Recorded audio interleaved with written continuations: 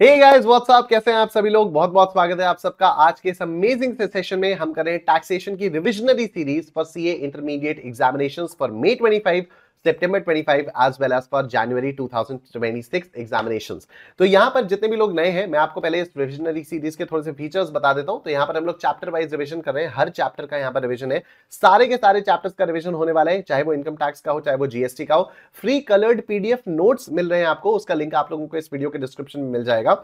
यहां पर ये वाली जो रिविजनरी सीरीज चल रही है, this is relevant for May 25, September 25 as well as for January 26 examinations. लेकिन हाँ, September 25 और January 26 के लिए बीच में कुछ अमेंडमेंट्स आएंगे, तो वो अमेंडमेंट वीडियोस में अलग से अपलोड करूंगा, तो उसको आप लोग एक बार जरूर देख लेना। और यहां पर हम लोग कंप्लीट कॉन्सेप्चुअल क्लैरिटी कर रहे हैं। क्वेश्चंस के लिए आप मेरी बुक्स से क्वेश्चंस को सॉल्व कर सकते हो। तो if you are a regular batch student और if you are a fast track student of mine, तब तो आप लोगों के पास मेरी बुक्स है, जिसमें आईसीआई के study material, RTP, MTP, PYQ सारे टाइप के क्वेश्चंस है। लेकिन अगर आप लोग मेरे स्टूडेंट्स नहीं हो, तो वीडियो के डिस्क्रिप्शन में आपको बुक्स परचेज करने का भी लिंक मिल जाएगा। आप चाहो तो वहां से उसको उन बुक्स को परचेज कर सकते हो, या अगर आपने किसी भी और टीचर से पढ़ा है तो आप उन टीचर की बुक से भी क्वेश्चंस को सॉल्व कर सकते हो। ये हम लोगों का शेड्यूल है। तो आज 31 ऑफ मार्च है और आज हम लोग deductions from gross total income कर रहे हैं। बाकी सारे के सारे चैप्टर्स हो गए। एकाग्रता सीएपी आपको प्लेलिस्ट मिल जाएगी। इनफैक्ट इस वीडियो के डिस्क्रिप्शन में भी आपको पूरी प्लेलिस्ट का मैं लिंक दे दूंगा, रिविजनरी सीरीज वाली। कल हम टीडीएस टीसीएस एडवांस टैक्स करेंगे और परसों हमारा income tax liability computation and optimisation वाला चैप्टर होगा, which will complete the revision of income tax. और उसके बाद फिर हम लोग जीएसटी का रिविजन स्टार्ट कर देंगे। ये आप लोग जीएसटी के रिविजन का भी शेड्यूल यहां पर देख सकते हो, ठीक है। तो let's get started with the discussion with the revision of deductions from gross total income. हमारा ये जो टॉपिक है वो है deductions from gross total income. बहुत ही सिंपल सा टॉपिक है। सिंपल तो क्या, बड़ा सा टॉपिक है, बट इससे ना आइसोलेटेड क्वेश्चंस नहीं आते। क्या होता है, ये वाला चैप्टर लगता है कि बहुत बड़ा सा है, लेकिन इस बड़े से चैप्टर से इंडिविजुअल क्वेश्चंस नहीं आते। बहुत ज्यादा इंडिविजुअल क्वेश्चंस नहीं आते, थोड़े बहुत आते हैं, लेकिन बहुत ज्यादा इससे इंडिविजुअल क्वेश्चंस नहीं आते। तो यहाँ पर क्या होता है कि इस वाले चैप्टर से जो भी क्वेश्चंस आते हैं वो बेसिकली आते हैं, जैसे वो होता है ना कि हमारा इनकम टैक्स लायबिलिटी वाला चैप्टर आ गया। तो इनकम टैक्स लायबिलिटी वाले चैप्टर के अंदर जो क्वेश्चंस होते हैं, उन क्वेश्चंस में deductions from gross total income का अच्छा खासा वो होता है, अच्छा खासा कंट्रीब्यूशन होता है, ठीक है। लेकिन फिर भी deductions from gross total income एक ऐसा चैप्टर है जिसको हम लोगों को करना तो पूरा का पूरा पड़ेगा, राइट। ओके, अच्छा, before starting with this chapter एक चीज मैं आप लोगों को दिखाना चाहता हूं।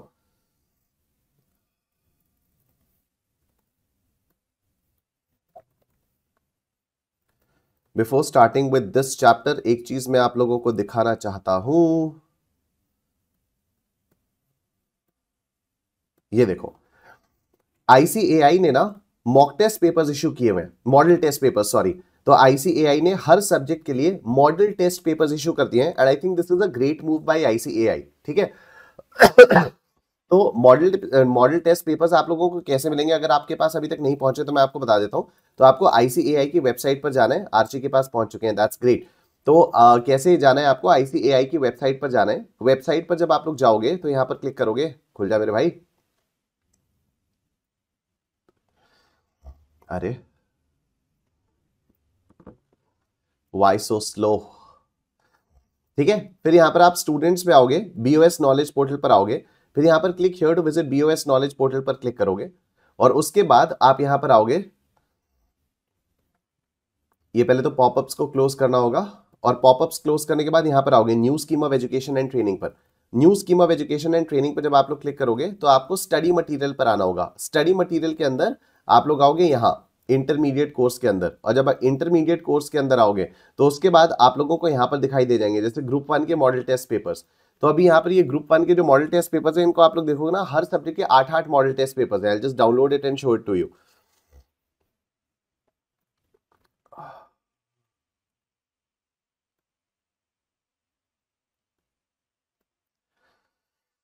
ये देखो, तो ये मॉडल टेस्ट पेपर्स निकले relevant for May 25 examination and onwards, ठीक है।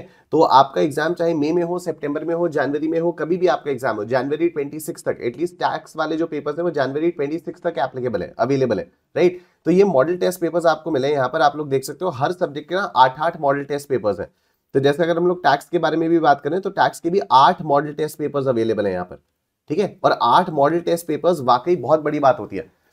ठीक है, 8 मॉडल टेस्ट पेपर्स वाकई बहुत बड़ी बात होती है। तो आप लोगों को क्या करना है, आप लोगों को ये मॉडल टेस्ट पेपर्स भी बीच बीच में सॉल्व करते रहने, राइट। और अगर किसी भी क्वेश्चन में आपको कोई भी डाउट आता है तो you already have access to the Telegram group, है ना। आप लोगों के पास टेलीग्राम ग्रुप ऑलरेडी है, तो आपका किसी भी क्वेश्चन में कोई भी डाउट आता है, चाहे वो एमसीक्यू हो, चाहे वो केस बेस्ड एमसीक्यू हो, चाहे वो कुछ भी हो जाए, आप उसमें टेलीग्राम ग्रुप में कर देना मैसेज, ठीक है। और बाई चांस मान लो अगर टेलीग्राम ग्रुप में आप मतलब टेलीग्राम ग्रुप में अगर फिर भी कंफ्यूजन आता है,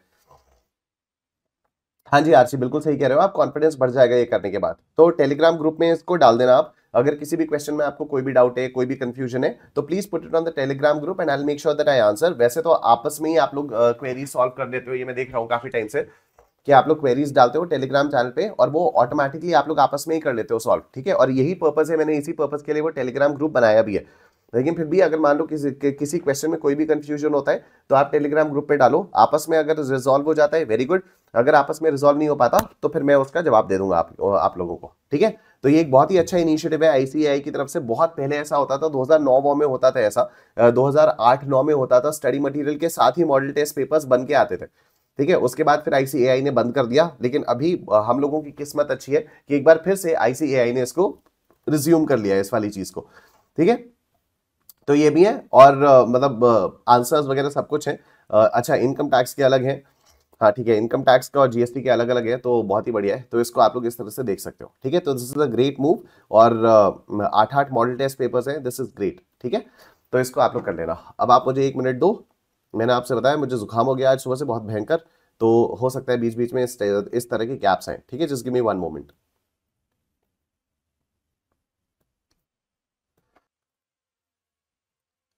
हाँ जी, तो लेट्स गेट स्टार्टेड, ठीक है। मॉडल टेस्ट पेपर में से भी क्वेश्चन आ सकता है, बिल्कुल आ सकता है, बिल्कुल आ सकता है, बिल्कुल। Model test papers, mock test papers, RTPs, जितना भी इंस्टीट्यूट आपके लिए मटेरियल देता है ना, उस सब में से क्वेश्चन आ सकता है, ठीक है। तो इंस्टीट्यूट अपने आप में ही इतना सारा मटेरियल दे देता है, बस आपको उतना ही मटेरियल करना है, कुछ इधर उधर के चक्करों में आपको नहीं पड़ना है। और मैं बहुत जल्दी अपने और एडिशनल क्वेश्चंस अपलोड करना शुरू करने वाला हूं।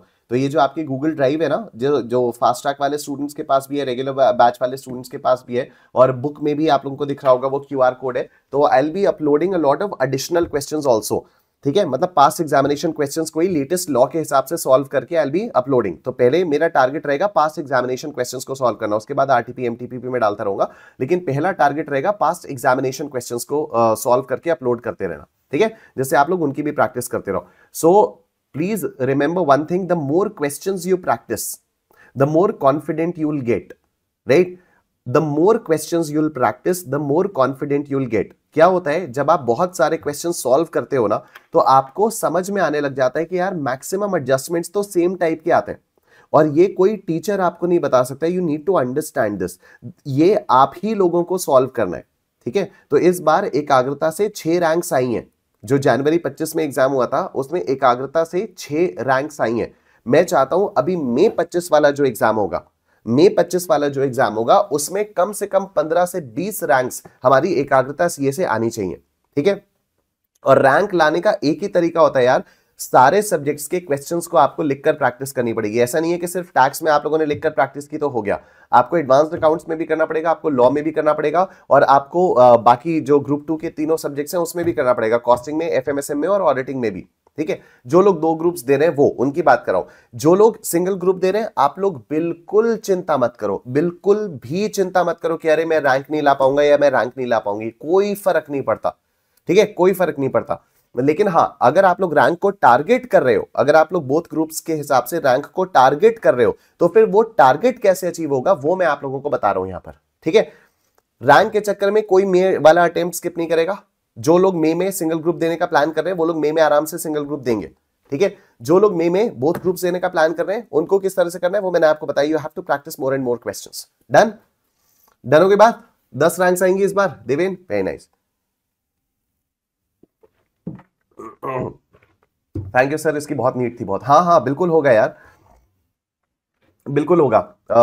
पास्ट एग्जामिनेशन क्वेश्चंस जो भी है ना, पिछले 10 साल के पास्ट एग्जामिनेशन क्वेश्चंस में लेटेस्ट लॉ के हिसाब से सॉल्व करके अपलोड करने वाला हूं, पिछले 10 साल के। तो 10 साल का मतलब हो गया अभी 2025 चला है ना, मई 2015 से लेकर अभी तक के, तो मई 2015 से लेकर अभी तक के जितने भी क्वेश्चंस आए हुए होंगे उनको चैप्टर वाइज मैं लेटेस्ट लॉ के हिसाब से सॉल्व करके अपलोड करने वाला हूं, लेकिन ऑफ कोर्स उसमें थोड़ा सा टाइम लगेगा बिकॉज क्योंकि मेजर चेंजेस है ना, तो बहुत सारे क्वेश्चंस को बहुत ज्यादा अपडेट करना पड़ेगा, तो उसमें टाइम लगेगा, लेकिन वो हो जरूर जाएगा, वो हो जरूर जाएगा। और जैसे जैसे मैं अपलोड करता जाऊंगा वैसे वैसे मैं टेलीग्राम ग्रुप पे भी अपडेट करता जाऊंगा आप लोगों को कि भाई अपडेट हो गया, ये वाला चैप्टर आ गया, ये वाला चैप्टर आ गया, ये वाला चैप्टर आ गया, तो आप उसके हिसाब से अपना वो करते रहना, ठीक है।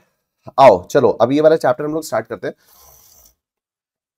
Deductions from gross total income, ठीक है। तो अब ग्रॉस टोटल इनकम किस तरह से निकाली जाती है। अच्छा, क्लबिंग वाला चैप्टर अभी हम लोगों ने नहीं किया ना, नहीं क्लबिंग वाला चैप्टर हम लोगों ने नहीं किया, ओके। तो deductions from gross total income में बेसिकली होता क्या है कि आपके पांचों हेड्स की इनकम को कैलकुलेट किया जाता है, उसके बाद क्लबिंग वगैरह देखी जाती है, उसके बाद सेट ऑफ कैरी फॉरवर्ड देखा जाता है, और उसके बाद आपके पास आती है gross total income, right. Gross total income में से कुछ कुछ डिडक्शंस अलाउ करता है इनकम टैक्स एक्ट, और उन्हीं डिडक्शंस के बारे में हम लोग यहाँ पर बात करेंगे। तो कुछ डिडक्शंस तो वो होते हैं जो ग्रॉस टोटल इनकम में से माइनस होते हैं, कुछ एग्जेम्प्ट इनकम्स होती हैं, और कुछ और डिडक्शंस होते हैं वो सेक्शन 10AA में होते हैं, ओके। जो डिडक्शंस ग्रॉस टोटल इनकम में से माइनस किए जाते हैं वो चैप्टर 6A के डिडक्शंस कहलाते हैं। फिर से, जो डिडक्शंस ग्रॉस टोटल इनकम में से माइनस किए जाते हैं वो चैप्टर 6A के डिडक्शंस कहलाते हैं। चैप्टर 6A मतलब क्या हो गया, इनकम टैक्स एक्ट के अंदर ही एक चैप्टर 6A है, उसके अंदर के डिडक्शंस ये कहलाए जाते हैं, ठीक है। इनकम टैक्स के अंदर एक सेक्शन 10 है, उसमें जो भी इनकम्स हैं वो एग्जेम्प्ट फ्रॉम इनकम टैक्स होती हैं। जैसे हम लोगों ने कई सारी इनकम्स के बारे में बात की ना, स्पेशल अलाउंसेस के बारे में बात की, हम लोगों ने हाउस रेंट अलाउंस के बारे में बात की, ग्रेचुइटी, पेंशन वगैरह ये सब होता है ना कि सेक्शन 10(10) में एग्जेम्प्ट है, सेक्शन 10(12) में एग्जेम्प्ट है, सेक्शन 10(10)A में एग्जेम्प्ट है वगैरह वगैरह। तो वो सारी की सारी कहां पर आती थी, सेक्शन 10 में आती थी, तो वो होती हैं exempt incomes. Now, there's a minute difference, there's a slight difference between deductions and exemptions. तो जब मैं बोलता हूं ना कि कोई इनकम exempt है, तो exempt का मतलब होता है कि वो ग्रॉस टोटल इनकम का पार्ट ही नहीं बनती। जैसे जब आप सैलरीज हेड में देखो तो हाउस रेंट अलाउंस में आपको एग्जेम्पशन मिलता है, हम लोग कहते हैं ना हाउस रेंट अलाउंस लिखा, फिर हम कहते हैं least of the following is exempt, तो हम लोग सैलरीज हेड में ही हाउस रेंट अलाउंस में से ही उसको माइनस कर देते हैं, वो सैलरी हेड की इनकम का ही पार्ट नहीं बनता, ठीक है, वो सैलरी हेड की इनकम का ही पार्ट नहीं बनता। जब हम कैपिटल गेन्स के अंदर सेक्शन 54 वाली सीरीज के एग्जेम्पशंस कहते हैं तो उनको हम एग्जेम्पशंस कहते हैं। उनको हम एग्जेम्पशंस क्यों कहते हैं, क्योंकि वो जो है वो आपकी कैपिटल गेन्स के हेड की इनकम का पार्ट ही नहीं बनता। हमने कैपिटल गेन निकाला, वहीं पर हम लोग कर देते हैं लेस सेक्शन 54 का एग्जेम्पशन, और उसके बाद जो हमारा कैपिटल गेन आता है वो ऑटोमेटिकली रिड्यूस होकर आता है, ठीक है।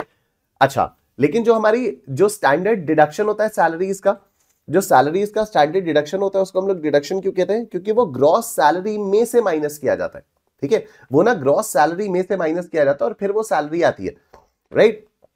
तो एनीवे, तो एग्जेम्पशन और डिडक्शन में जो मेजर डिफरेंस है वो ये है कि जो एग्जेम्पशन होता है वो इनकम का पार्ट ही नहीं बनता, लेकिन जो डिडक्शन होता है वो आपकी इनकम का पार्ट बनता है, ग्रॉस टोटल इनकम में आ जाता है, और उसके बाद फिर उसको ग्रॉस इनकम का पार्ट बनता है और वहां से उसको माइनस किया जाता है। Those are known as deductions, ठीक है, ओके। तो अब यहां पर जो सॉल्व करने का तरीका होता है उसमें कोई फर्क नहीं पड़ता, but you have to make sure that you write the correct word, right. मतलब सैलरीज हेड में अगर आप यहां पर ग्रॉस सैलरी लिखोगे तो ग्रॉस सैलरी में से जब आप लेस कर रहे होगे सेक्शन 16 का स्टैंडर्ड डिडक्शन, तो वहां पर आप स्टैंडर्ड एग्जेम्पशन लिख दोगे तो मार्क्स आपके कट सकते हैं, ठीक है। तो you have to be careful कि कहां पर आपको डिडक्शन लिखना है, कहां पर आपको एग्जेम्पशन लिखना है। एक मोटा मोटी गाइडलाइन मैंने आप लोगों को बता दी है कि ग्रॉस वाले हेड के अंदर से पहले अगर कोई चीज माइनस हो जाए तो दैट इज एग्जेम्पशन, ठीक है। ग्रॉस हेड के ग्रॉस इनकम से पहले अगर कोई चीज माइनस हो जाए तो that is exemption, gross income के बाद अगर कोई चीज माइनस हो तो वो डिडक्शन। जैसे कैपिटल गेन्स में कोई माइनस हो जा रहा है, सब एग्जेम्पशन है, फाइनल आपका कैपिटल गेन्स आ रहा है, ठीक है। कैपिटल गेन्स में ऐसा कोई ग्रॉस और नेट वाली कोई चीज है ही नहीं, सैलरीज में है ग्रॉस और नेट वाली चीज, ठीक है, सैलरीज में ग्रॉस और नेट वाली चीज है, तो वो वहां पर डिडक्शन होता है। मतलब ये आपको ना करते करते याद रहेगा कि कहां पर आपको डिडक्शन वाला वर्ड यूज करना है, कहां पर आपको एग्जेम्पशन वाला वर्ड यूज करना है। फिर भी इन दोनों के बीच का डिफरेंस आपके लोगों के लिए समझना जरूरी इसलिए है क्योंकि हो सकता है एमसीक्यू में थियोरेटिकल क्वेश्चन आ जाए, ठीक है। एमसीक्यू में थियोरेटिकल क्वेश्चंस बहुत आराम से आ सकते हैं, राइट, बहुत आराम से एमसीक्यू के अंदर थियोरेटिकल क्वेश्चन ये आ सकता है कि what is the difference between exemption and deduction. तो फिर वहां पर कई सारे ऑप्शंस दिए रहेंगे, तो उन ऑप्शंस में से आप लोगों को देखकर इसको सॉल्व करना होगा, ठीक है। तो exemption will not only form part of your income का पार्ट ही नहीं बनेगा, और डिडक्शन आपकी इनकम में से रिड्यूस किया जाएगा।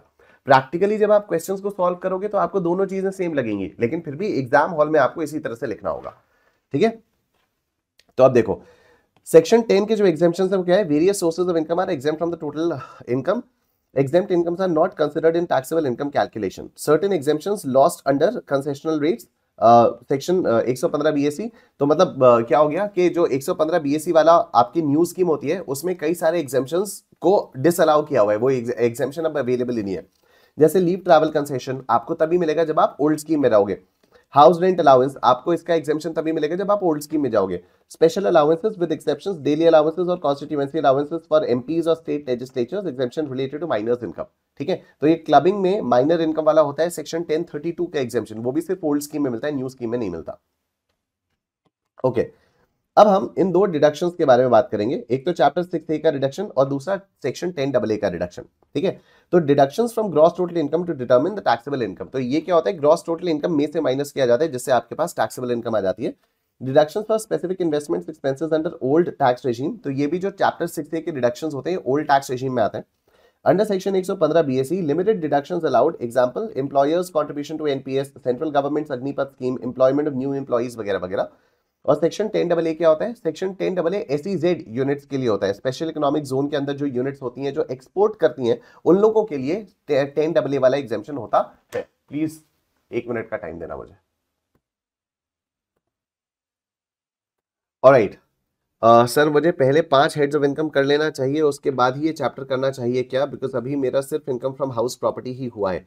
हाँ जी तनिषा आपको सीक्वेंशियली करना चाहिए, आप सीक्वेंशियली करोगे ना तो आपके लिए बेटर रहेगा। Fan of MS Dhoni, sir आपकी तबीयत ठीक नहीं है शायद, हाँ जी सुबह से बहुत भयंकर वाला जुकाम हो गया है, पता नहीं कैसे। सुबह मैं उठा एकदम ठीक था, उसके बाद सुबह मैंने मैथ्स की क्लास ली, मैथ्स की क्लास लेने के तुरंत बाद से जो भयंकर जुकाम शुरू हुआ है उसमें बता नहीं सकता। मैथ्स की क्लास तक भी एकदम ठीक था, सुबह 7 बजे से 8:30 बजे तक मैथ्स की क्लास थी, तब तक भी आई वॉज ऑल राइट, उसके बाद से गंदा वाला शुरू हुआ है।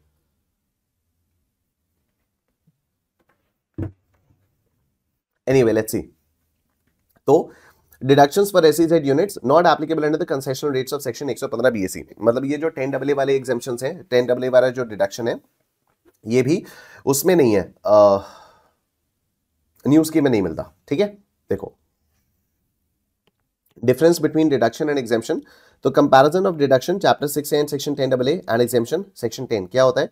Deduction, investments and contributions allow for deductions from gross total income relevant under sections 80C to 80U and section 10AA. Exemption क्या है, incomes exempt under section 10 are not included in the gross total income, तो जो section 10 वाली incomes होती हैं वो gross total income तक पहुंचती ही नहीं है। General provision, no gross total income means no deductions are permissible, अगर आपकी ग्रॉस टोटल इनकम ही नहीं है तो फिर आपको कोई डिडक्शन नहीं मिलेगा। चैप्टर 6 से includes deductions for payment certain incomes and other deductions including those under section 10AA, ठीक है। अब आओ देखो इधर, तो यहां पर हम लोग देखते हैं कि deductions from gross total income के अंदर आपके पास दो चीजें आ रही हैं, एक तो डिडक्शन अंडर चैप्टर 6 से और एक डिडक्शन अंडर सेक्शन 10AA, ठीक है। डिडक्शन अंडर चैप्टर 6A के अंदर 4 कैटेगरीज हम लोग बना के डिस्कस करेंगे।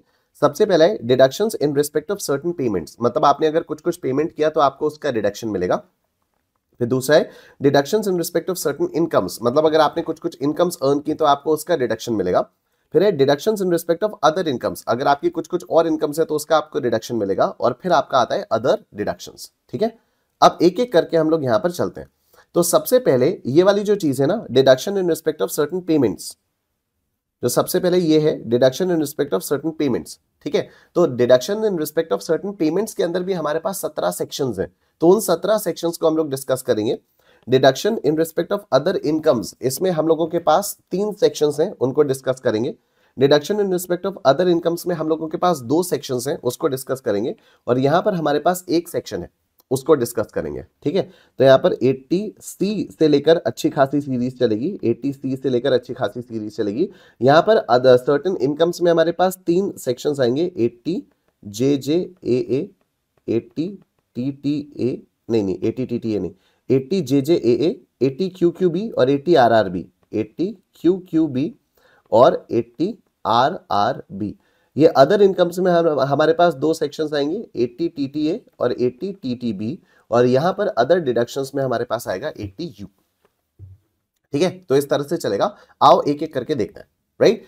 तो सबसे पहले deduction in respect of investment in specified assets, उसके और ये आ जाता है सेक्शन 80C, राइट। अब सेक्शन 80C ये कहता है कि आपने अगर इन स्पेसिफाइड एसेट्स में पैसा डोनेट किया या इन स्पेसिफाइड एसेट्स के लिए आपने पैसा खर्च किया, तो जितना भी पैसा आप खर्च करोगे उसका आपको डिडक्शन मिल जाएगा। बट मैक्सिमम डिडक्शन जो आप क्लेम कर सकते हो वो 1,50,000 रुपए का ही होगा। मतलब 1,50,000 रुपीज से ज्यादा का डिडक्शन आप क्लेम नहीं कर सकते, ठीक है। अब इसमें यहाँ पर बहुत सारी और भी चीजें हैं, बहुत सारे मोड्स हैं, जैसे सेक्शन 80C है ना कि इन पर्टिकुलर स्पेसिफाइड एसेट्स में अगर आपने इन्वेस्ट किया तो वो स्पेसिफाइड एसेट्स कौन से हैं, तो वो 23 स्पेसिफाइड एसेट्स हैं, ठीक है। वो 23 स्पेसिफाइड एसेट्स हैं, लेकिन सारे के सारे एग्जाम के लिए रेलेवेंट नहीं है। तो यहां पर मैं आपको सिर्फ वही करवाऊंगा फास्ट ट्रैक में जो एग्जाम के लिए रेलेवेंट है, ठीक है। तो सबसे पहले आओ लाइफ इंश्योरेंस प्रीमियम में। अब देखो लाइफ इंश्योरेंस प्रीमियम में के बारे में मैंने थोड़ा सा आप लोगों को इनकम फ्रॉम अदर सोर्सेज वाले चैप्टर में बताया था, ठीक है। अब मैं यहां पर थोड़ा सा और डिटेल में बताने जा रहा हूं, क्योंकि लाइफ इंश्योरेंस प्रीमियम वाली चीज जब मैंने आप लोगों को इनकम फ्रॉम अदर सोर्सेज में कराई थी तो मैंने आप लोगों से कहा था कि इसको हम लोग डिटेल में deductions from gross total income वाले चैप्टर में करेंगे, ठीक है। तो अब हम लोग यहां पर आ गए। तो द थिंग इज कि जब आप लाइफ इंश्योरेंस पॉलिसी लेते हो और उसके लिए आप प्रीमियम पे करते हो, तो जितना भी प्रीमियम आप पे करते हो उसका आपको 80C के अंदर डिडक्शन मिल जाता है, of course subject to the maximum limit of 1,50,000 rupees, ठीक है। तो अगर मैंने कोई लाइफ इंश्योरेंस प्रीमियम लिया और मैं साल भर का 50,000 रुपीज का प्रीमियम पे कर रहा हूं, तो मुझे 80C के अंदर उसका डिडक्शन मिल जाएगा। ये डिडक्शन मुझे सिर्फ और सिर्फ ओल्ड स्कीम में मिलेगा, ठीक है। अब ये तो हो गई कि मुझे प्रीमियम का डिडक्शन मिल जाएगा as long as it is less than 1,50,000 rupees, right. लेकिन अब इसमें कुछ कुछ और कंडीशंस भी हैं। देखो, अगर पॉलिसी आपने 1 अप्रैल 2003 के पहले ली है तो फिर premium up to 20% of actual capital sum assured is deductible, ठीक है। मतलब सिर्फ जो भी एक्चुअल कैपिटल सम अश्योर्ड है, जैसे मैंने लाइफ इंश्योरेंस पॉलिसी ली सपोज 2 लाख रुपए की या लेट्स से 10 लाख रुपए की, ठीक है। मैंने लाइफ इंश्योरेंस पॉलिसी ली लेट्स से 10 लाख रुपए की और इसमें मुझे प्रीमियम देना पड़ रहा है लेट्स से 50,000 रुपीज। इस पे मुझे प्रीमियम देना पड़ रहा है लेट्स से 50,000 रुपीज। तो ये जो मैंने 10 लाख रुपए की पॉलिसी ली है ना, इसको बोलते हैं एक्चुअल कैपिटल सम अश्योर्ड। ये हो गया सम अश्योर्ड, मतलब कल को भगवान ना करे मुझे कुछ हो जाए तो मेरी फैमिली को 10 लाख रुपए मिलेंगे, ठीक है। तो ये होता है एक्चुअल कैपिटल सम अश्योर्ड। अब अगर आपने पॉलिसी 1 अप्रैल 2003 के पहले ली है तो इसका 20% से ज्यादा आप प्रीमियम अगर पे करोगे तो आपको उसका रिडक्शन नहीं मिलेगा। मतलब आपको प्रीमियम का रिडक्शन मिलेगा only to the extent of 20%। अब 20% ऑफ 10 लाख रुपए क्या हो जाता है, 2 लाख रुपए हो जाता है। 20% ऑफ 10 लाख रुपए क्या होता है, 2 लाख रुपए होता है। मैं प्रीमियम कितना पे कर रहा हूं, मैं प्रीमियम पे कर रहा हूं 50,000 रुपीज। तो क्या मुझे 50,000 रुपीज का रिडक्शन मिल जाएगा? हाँ, मुझे 50,000 रुपीज का रिडक्शन मिल जाएगा। क्यों? क्योंकि the premium that I am paying is less then 20% of 2 lakh रुपए, 20% of actual capital sum assured, ठीक है। ये तो बात हो गई कि मैं हर साल जब प्रीमियम पे कर रहा हूं तो मुझे उसका रिडक्शन मिल रहा है। इसमें एक चीज और होती है कि जब भी आपकी पॉलिसी जब मैच्योर होती है, तो जब पॉलिसी मैच्योरिटी पर आपको कुछ पैसा मिलता है वो भी आपका एग्जेम्प्ट हो जाता है अंडर सेक्शन 10(10)(d), ठीक है। वो भी आपका पैसा, जो भी आपको पैसा मैच्योरिटी पर मिलता है वो एग्जेम्प्ट हो जाता है अंडर सेक्शन 10(10)(d). तो मैंने आप लोगों को बताया ना, सेक्शन 10 वाली इनकम आ जाती है, तो सेक्शन 10 वाली जो इनकम है वो एग्जेम्प्ट है, उस पर एक पैसा आपको टैक्स नहीं देना, राइट। तो जो मैंने प्रीमियम पे किया उसका रिडक्शन मुझे मिल गया सेक्शन 80C में, और मैच्योरिटी के टाइम पे जो भी पैसा मिला वो कंप्लीटली एग्जेम्प्ट हो गया अंडर सेक्शन 10(10)(d), ठीक है। तो यहां पर अगर पॉलिसी आपने 1 अप्रैल 2003 के पहले ली है तो लिखा है एनी सम रिसीव्ड इंक्लूडिंग बोनसेस एग्जेम्प्ट। अब इसमें चीजों को थोड़ा सा चेंज करते रहे टाइम टू टाइम। यहां पर बोला गया कि अगर 1 अप्रैल 2003 से 31 मार्च 2012 के बीच में पॉलिसी आपने की है, ठीक है। अगर आपने 1 अप्रैल 2003 से बाद लेकिन 31 मार्च 2012 के पहले पहले की है तो आपको 80C में रिडक्शन कितना मिलेगा, premium up to 20% of the actual capital sum assured. मतलब जितना यहां पर था उतना ही यहां पर भी मिलेगा। लेकिन अगर कभी आपने 20% से ज्यादा का प्रीमियम पे किया तो मेच्योरिटी के टाइम पर जो भी पैसा मिलेगा वो जो एग्जेम्प्ट होता था अब वो एग्जेम्प्ट नहीं होगा। यहां पर देखो ऐसा कुछ भी नहीं लिखा हुआ है। मतलब अगर पॉलिसी 1 अप्रैल 2003 के पहले इशू की गई है तो even if you are paying a premium of more than 20% of the actual capital sum assured, तो भी मैच्योरिटी के टाइम पर मिलने वाला पैसा आपका एग्जेम्प्ट होगा। 80C में आपको रिडक्शन नहीं मिलेगा, वो एक अलग बात हो गई, ठीक है। 80C में आपको रिडक्शन नहीं मिलेगा क्या, क्योंकि आपने 20% of the actual capital sum assured से ज्यादा पेमेंट किया, तो 80C में आपको उसका रिडक्शन नहीं मिलेगा। लेकिन मैच्योरिटी के टाइम पे जो पैसा मिलेगा वो आपका कंप्लीटली एग्जेम्प्ट हो जाएगा। लेकिन इस वाले रिलैक्सेशन को यहां पर थोड़ा सा हटाया गया और यहां पर बोला गया कि नहीं, अगर आपने 20% से ज्यादा का प्रीमियम कभी भी पे किया तो मैच्योरिटी पर जो भी आपको पैसा मिलेगा वो एग्जेम्प्ट नहीं होगा, मतलब वो टैक्सेबल हो जाएगा। और वो टैक्सेबल कहां होगा, वो टैक्सेबल होगा under the head income from other sources, ठीक है, वो टैक्सेबल होगा under the head income from other sources. फिर 1 अप्रैल 2012 ऑनवर्ड्स इस 20% की जगह पर इसको 10% कर दिया गया है। ठीक है, 1 अप्रैल 2012 ऑनवर्ड्स अगर आप कोई भी पॉलिसी लेते हो तो आपको डिडक्शन मिलेगा only to the extent of 10% of the actual capital sum assured. ठीक है, 80C का रिडक्शन आपको मिलेगा only to the extent of 10% of actual capital sum assured. और जब भी आपकी पॉलिसी मैच्योर होगी तो जो भी पैसा आपको मिलेगा वो एग्जेम्प्ट होगा, लेकिन वो एग्जेम्प्ट कब होगा? ओनली इफ आपका कभी भी जो भी आपने प्रीमियम पे किया वो 10% of the actual capital sum assured से ज्यादा नहीं था तो। ठीक है, मतलब अगर कभी भी आपका जो प्रीमियम आपने पे किया वो 10% of the actual capital sum assured से ज्यादा था तो मेच्योरिटी पर जो भी पैसा मिलेगा वो टैक्सेबल हो जाएगा। कहां? Under the head income from other sources. ये 1 अप्रैल 2012 से लेकर आज तक वैलिड है। ठीक है, ये आज तक वैलिड है, लेकिन सर यहां पर तो 31 मार्च 2013 लिखा हुआ है। वो मैं बताता हूं, वो इसलिए लिखा हुआ है क्योंकि 1 अप्रैल 2013 ऑनवर्ड्स इस 10% को 15% कर दिया गया है only for handicapped people. Only for handicapped people मतलब जो लोग डिसेबल्ड हैं, जिन लोगों को 80U या 80DB की डिसेबिलिटी है, उन लोगों के लिए ये वाला जो परसेंटेज है वो 10% से बढ़ाकर 15% कर दिया है। ठीक है, जो लोग डिसेबल्ड नहीं है उन लोगों के लिए अभी भी 10% है। तो 1 अप्रैल 2012 के बाद अगर कोई भी पॉलिसी इशू हुई है तो 80C का रिडक्शन कब मिलेगा? 80C का रिडक्शन आपको तभी मिलेगा if the premium paid is up to 10% of the actual capital sum assured. मान लो 12% है तो आपको रिडक्शन कितने का मिलेगा? सिर्फ 10% का मिलेगा। ऊपर का जो 2% आपने दिया वो डिसअलाउ हो जाएगा। ठीक है, ऑल्सो अगर 10% से ऊपर आपने कभी भी प्रीमियम पे किया तो इस पॉलिसी पर जब भी मेच्योरिटी होगी, इस पॉलिसी की जब मेच्योरिटी होगी और मेच्योरिटी पर जो भी पैसा वापस मिलेगा वो कंप्लीटली टैक्सेबल हो जाएगा under the head income from other sources. ठीक है, तो देखो on or after 1st April 2013 यहाँ पर sum received including bonuses exempt unless premium is greater than 15% of the actual capital sum assured and premium up to 15% of actual capital sum assured is deductible। फिर on or after 1st April 2013 बाकी लोगों के लिए 10% ही है, बाकी लोगों के लिए 10% ही है। अब 1 अप्रैल 2023 से इसमें एक और इश्यू आया है। 1 अप्रैल 2023 से इसमें एक और इश्यू आया जो मैंने आपको इनकम फ्रॉम अदर सोर्सेज में बताया था कि जो 10% वाली लिमिट है वो तो है ही, जो 10% वाली लिमिट है वो तो है ही, लेकिन अगर कभी भी किसी भी साल आपने 5 लाख रुपए से ज्यादा का प्रीमियम पे किया, अगर कभी भी आपने किसी भी साल 5 लाख रुपए से ज्यादा का प्रीमियम पे किया, भले ही वो 5 लाख रुपए का premium 10% of the actual capital sum assured के अंदर है। मतलब मान लो आपने पॉलिसी 1 करोड़ रुपए की ली थी, अब 1 करोड़ का 10% कितना आता है? 10 लाख रुपए आता है, और आप प्रीमियम पे कर रहे हो लेट्स से 6 लाख रुपीस, आप प्रीमियम पे कर रहे हो लेट्स से 6 लाख रुपीस। तो इवन दो आपका जो प्रीमियम आप पे कर रहे हो वो 6 lakh rupees 10% of the actual capital sum assured के अंदर आ रहा है, लेकिन फिर भी because it is exceeding 5 lakh rupees तो मेच्योरिटी पर जो भी पैसा मिलेगा वो सेक्शन 10(10)(d) में एग्जेम्प्ट नहीं होगा।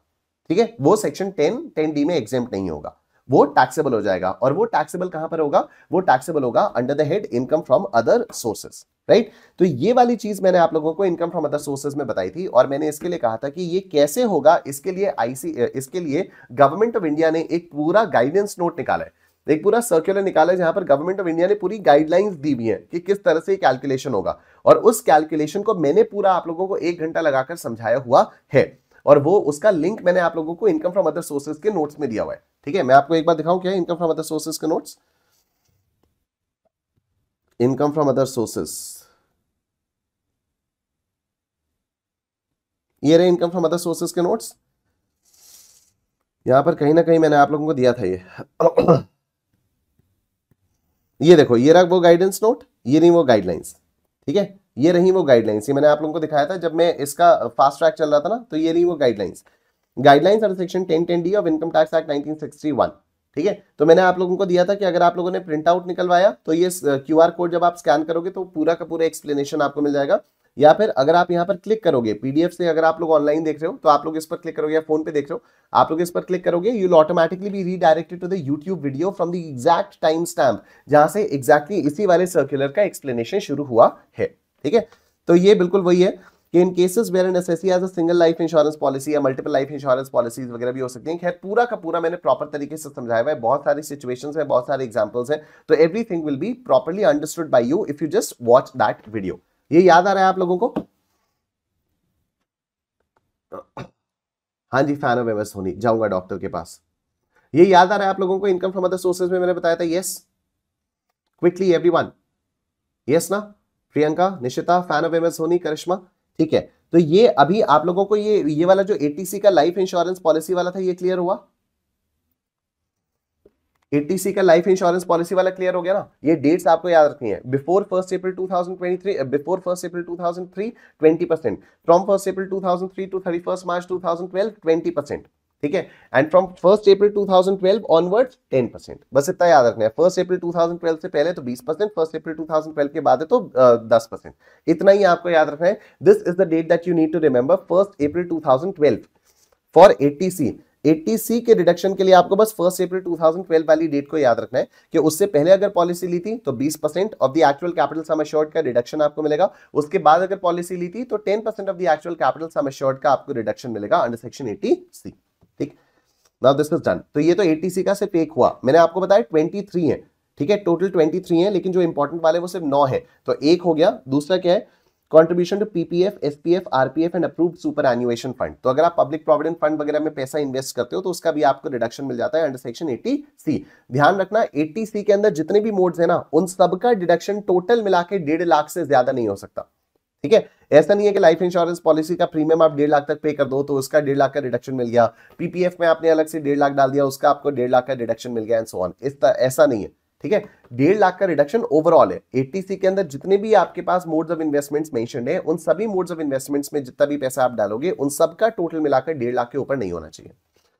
Repayment of housing loan taken from government, bank, LIC, specified employer etcetera. मतलब अगर आपने हाउसिंग लोन लिया हुआ है और उसका प्रिंसिपल रीपेमेंट करते हो, जो इंटरेस्ट का पेमेंट करते हो, उसका रिडक्शन तो आपको सेक्शन 24B में मिलता ही मिलता है ना।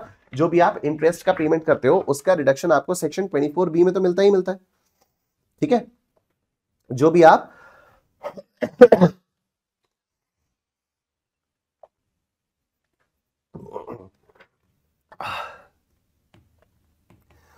जो भी आप करते हो, हाउसिंग लोन अगर आप लोगों ने लिया तो हाउसिंग लोन का जो भी आप इंटरेस्ट पे करते हो उसका रिडक्शन आपको सेक्शन 24B के अंदर मिलता है, इनकम फ्रॉम हाउस प्रॉपर्टी वाले हेड के अंदर। लेकिन यहां पर आपको प्रिंसिपल रीपेमेंट का भी रिडक्शन मिल जाता है। यहां पर आपको प्रिंसिपल रीपेमेंट का भी रिडक्शन मिलता है, ठीक है। तो repayment of housing loan taken from government, bank, LIC, specified employer etcetera. Tuition fee paid to any Indian university, college, school और for full time education of any 2 children. तो किन्हीं भी 2 बच्चों के लिए अगर आप ट्यूशन फी पे कर रहे हो, चाहे वो स्कूल का हो, चाहे कॉलेज का हो, चाहे किसी का भी हो, लेकिन फुल टाइम एजुकेशन के लिए होना चाहिए, उसका भी आपको रिडक्शन एटीसी में मिलेगा, लेकिन सिर्फ ट्यूशन फी का, ठीक है। बोर्डिंग, लॉजिंग, बाकी सारी फीस, सिक्योरिटी चार्जेस, ये सब कुछ नहीं, सिर्फ ट्यूशन फी का आपको रिडक्शन मिलता है। Term deposit for a fix period of not less than 5 years with a scheduled bank. तो इसमें क्या होता है, जैसे आईसीआईसीआई बैंक मैं यूज करता हूं, तो आईसीआईसीआई बैंक के अंदर जो आई मोबाइल वाली ऐप होती है, वहां पर जब भी मैं फिक्स डिपॉजिट क्रिएट करने जाता हूं ना, तो वहां पर ऑप्शन आता है कि आपको नॉर्मल फिक्स डिपॉजिट डालनी है या फिर आपको वहां पर टैक्स सेविंग एफडी डालनी है। तो टैक्स सेविंग एफडी अगर मैं ओपन करता हूं तो उसमें क्या होता है कि जितने भी पैसे की मैंने एफडी की उतने पैसे का मुझे डिडक्शन मिल जाता है, लेकिन कंडीशन ये रहती है कि 5 साल तक मैं उस पैसे को विथड्रॉ नहीं कर सकता। Subscription to notified bonds of NABARD, 5 year post office time deposit, same मतलब 5 year पोस्ट ऑफिस में भी अगर आप 5 साल का टाइम डिपॉजिट करते हो तो उसका भी आपको रिडक्शन मिलता है। Senior citizen saving scheme account, contribution by central government employ to additional account यानी tier 2 of NPS referred to under section 80CCD। तो अभी 80CCD के बारे में हम लोग थोड़ी देर में डिटेल में बात करेंगे। तो 80CCD basically national pension scheme का होता है और उसके अंदर 2 अकाउंट्स होते हैं, एक टियर 1 अकाउंट होता है और एक टियर 2 अकाउंट होता है।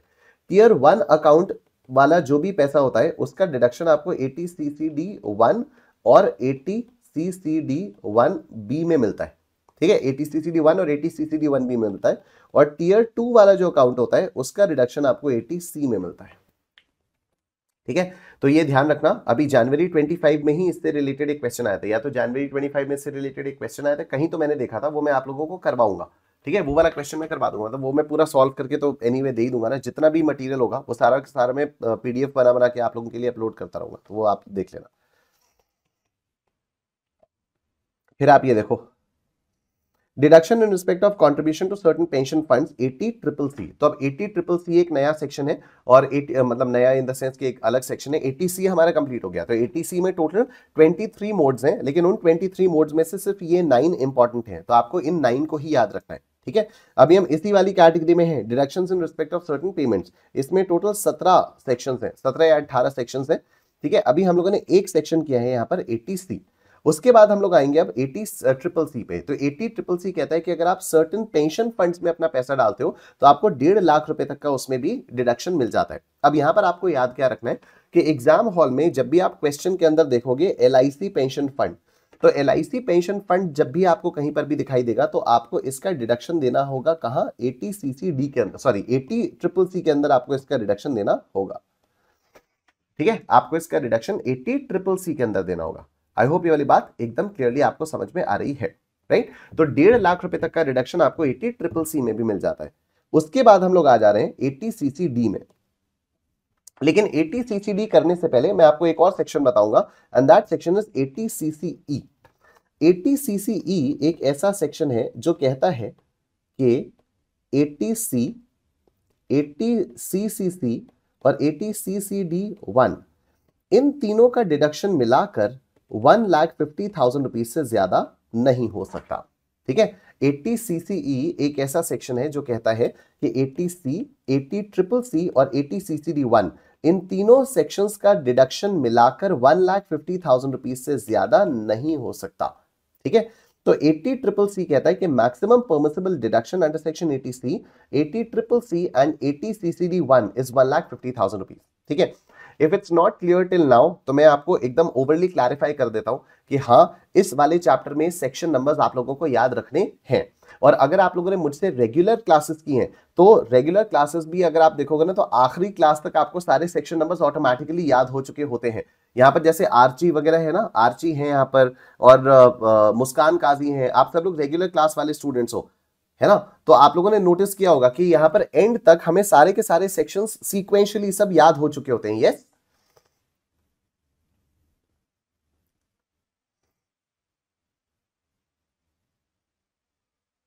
जवाब दो भाई,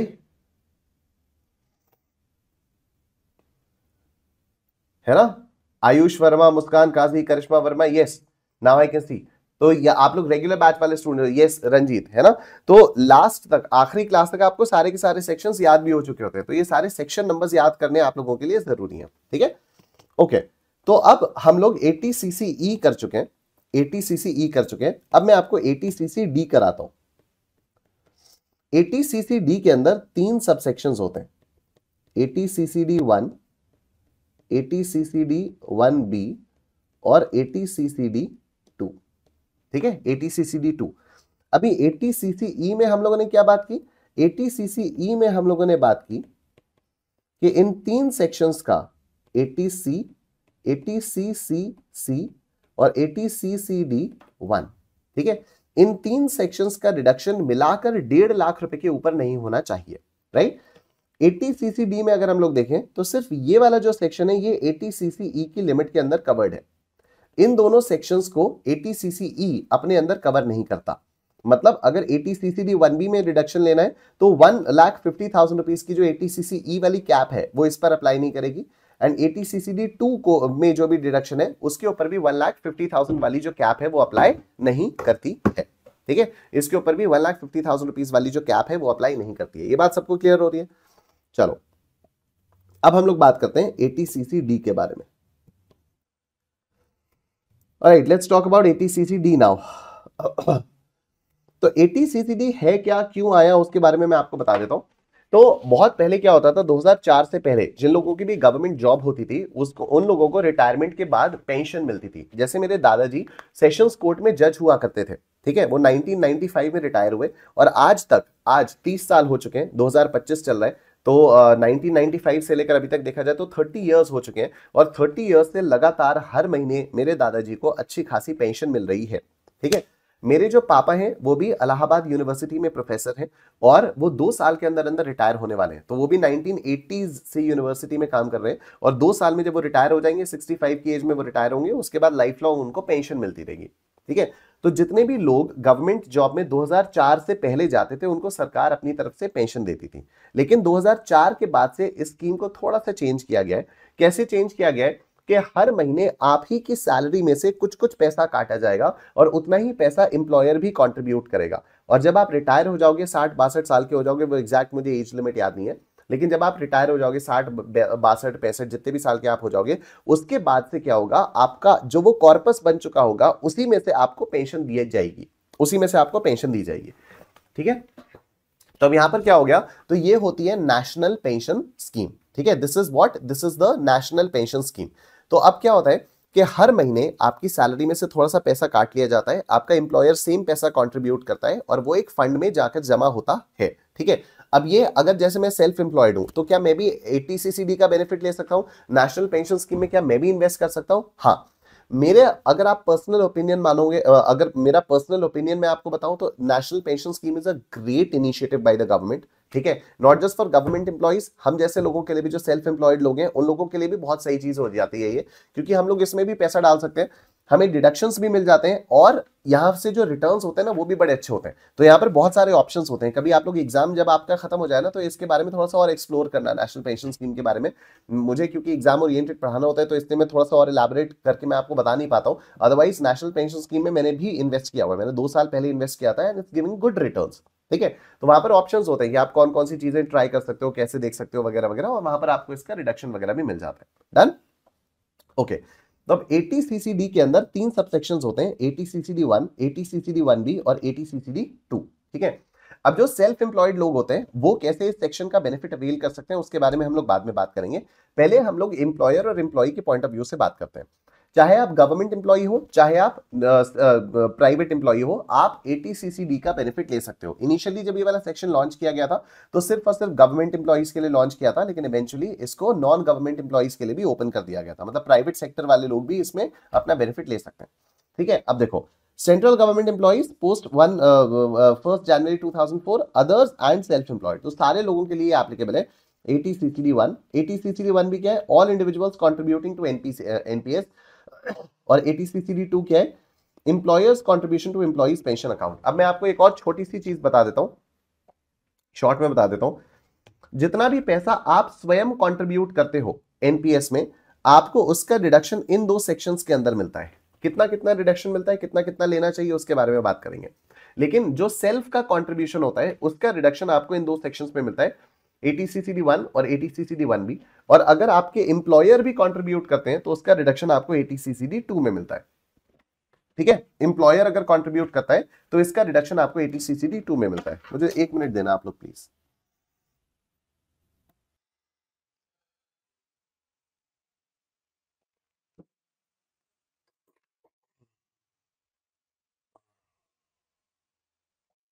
हाँ, तो मैं आप लोगों को बता रहा था, आवाज आ रही है आप लोगों को? आवाज आ रही है ना?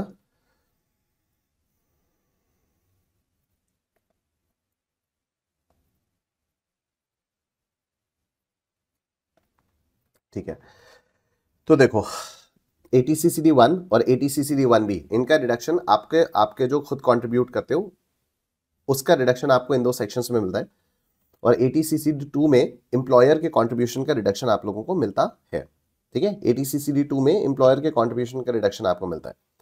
अब सेंट्रल गवर्नमेंट पेंशन स्कीम्स, अटल पेंशन योजना, नेशनल पेंशन स्कीम वगैरह वगैरह, ये सब है, कितने का रिडक्शन आपको मिलता है, अब आओ इसके बारे में बात करते हैं। ठीक है, तो देखो, अगर आप सैलरीड एम्प्लॉई हो, अगर आप सैलरीड एम्प्लॉई हो, चाहे आप प्राइवेट जॉब में हो चाहे आप गवर्नमेंट जॉब में हो, 10% of the salary for the employees. ठीक है, और सैलरी का मतलब होता है वही basic plus DNS allowance plus commission on turnover. ठीक है, basic plus DA in terms, I don't think commission on turnover भी है, basic plus DA in terms तो है। ठीक है, basic plus DA in terms ये आपका है। तो 10% ऑफ द सैलरी, मतलब जितना भी आपने दिया उसका कितना रिडक्शन मिलेगा, only to the extent of 10% of the salary, वो उसका आपको रिडक्शन मिल जाएगा ATCCD 1 में। इसका आपको रिडक्शन मिलेगा ATCCD 1 में, मैक्सिमम 1,50,000 रुपीज। क्यों? क्योंकि सेक्शन ATCCE की लिमिट अप्लाई करती है। ये मैंने आपको बताया ना, सेक्शन ATCCE में 3 सेक्शंस का होता है कि ATC, ATCCC और ATCCD 1, इन तीनों का टोटल डिडक्शन मिलाकर 1.5 लाख को क्रॉस नहीं कर सकता। तो ATCCD 1 में आपको मैक्सिमम कितना रिडक्शन अलाउड है, 1.5 लाख रुपए का रिडक्शन आपको अलाउड है, but this is subject to 10% of the salary. ठीक है, तो मतलब अगर मान लो आपको basic plus DA in terms let's say 2 lakh रुपए आपका basic plus DA in terms let's say 2 lakh रुपए, तो इसका 10% कितना आएगा, इसका 10% आएगा 20,000। तो even if you have contributed 70,000 rupees, even if you have contributed suppose 70,000 rupees to the national pension scheme, आपको 80CCD1 के अंदर जो डिडक्शन मिलेगा वो सिर्फ 20,000 रुपीज का ही मिलेगा। ठीक है, आपको 80CCD1 के अंदर जो डिडक्शन मिलेगा वो सिर्फ 20,000 रुपीज का ही मिलेगा। ठीक है, उसके बाद 80CCD1B में आपको एडिशनल 50,000 रुपीज का डिडक्शन मिलता है। तो 80CCD1B की जो लिमिट होती है that is additional 50,000 rupees and this is over section 80CCE की लिमिट। ठीक है, क्योंकि सेक्शन 80CCE में 80CCD1B और 80CCD2 नहीं आते हैं। ठीक है, 80CCD1B और 80CCD2 नहीं आते हैं, राइट। अब अगर हम लोग 80CCD2 के बारे में बात करें तो ये आपके एम्प्लॉयर जो भी कंट्रीब्यूट करता है, जो भी आपका एम्प्लॉयर कंट्रीब्यूट करता है उसका आपको रिडक्शन मिलता है। तो बेसिकली क्या होता है, आपके एम्प्लॉयर ने कुछ भी कंट्रीब्यूट किया तो पहले तो वो आपकी सैलरी का पार्ट बनता है। ठीक है, आपके एम्प्लॉयर ने कुछ भी कंट्रीब्यूट किया तो सबसे पहले तो वो आपकी सैलरी का पार्ट बनता है और उसके बाद वो आपका 80CCD2 में ग्रॉस टोटल इनकम में से उसका आपको रिडक्शन मिल जाता है। ठीक है, उसके बाद ग्रॉस टोटल इनकम में से उसका आपको डिडक्शन मिल जाता है। अब इसमें कितना मिलता है, अगर आप गवर्नमेंट एम्प्लॉई हो तो 14% ऑफ द सैलरी, अगर आप नॉन गवर्नमेंट एम्प्लॉई हो तो 10% ऑफ द सैलरी। ठीक है, अगर आप गवर्नमेंट एम्प्लॉई हो तो 14% ऑफ द सैलरी और अगर आप नॉन गवर्नमेंट एम्प्लॉई हो तो 10% ऑफ द सैलरी। मतलब आपका एम्प्लॉयर जो भी कंट्रीब्यूट कर रहा है उसका आपको कितना रिडक्शन मिलेगा, गवर्नमेंट एम्प्लॉइज के लिए 14% of the salary, non government employees के लिए 10% of the salary. Excuse me. ठीक है, और आप लोगों के अटेम्प्ट के लिए एक अमेंडमेंट आया है इसमें,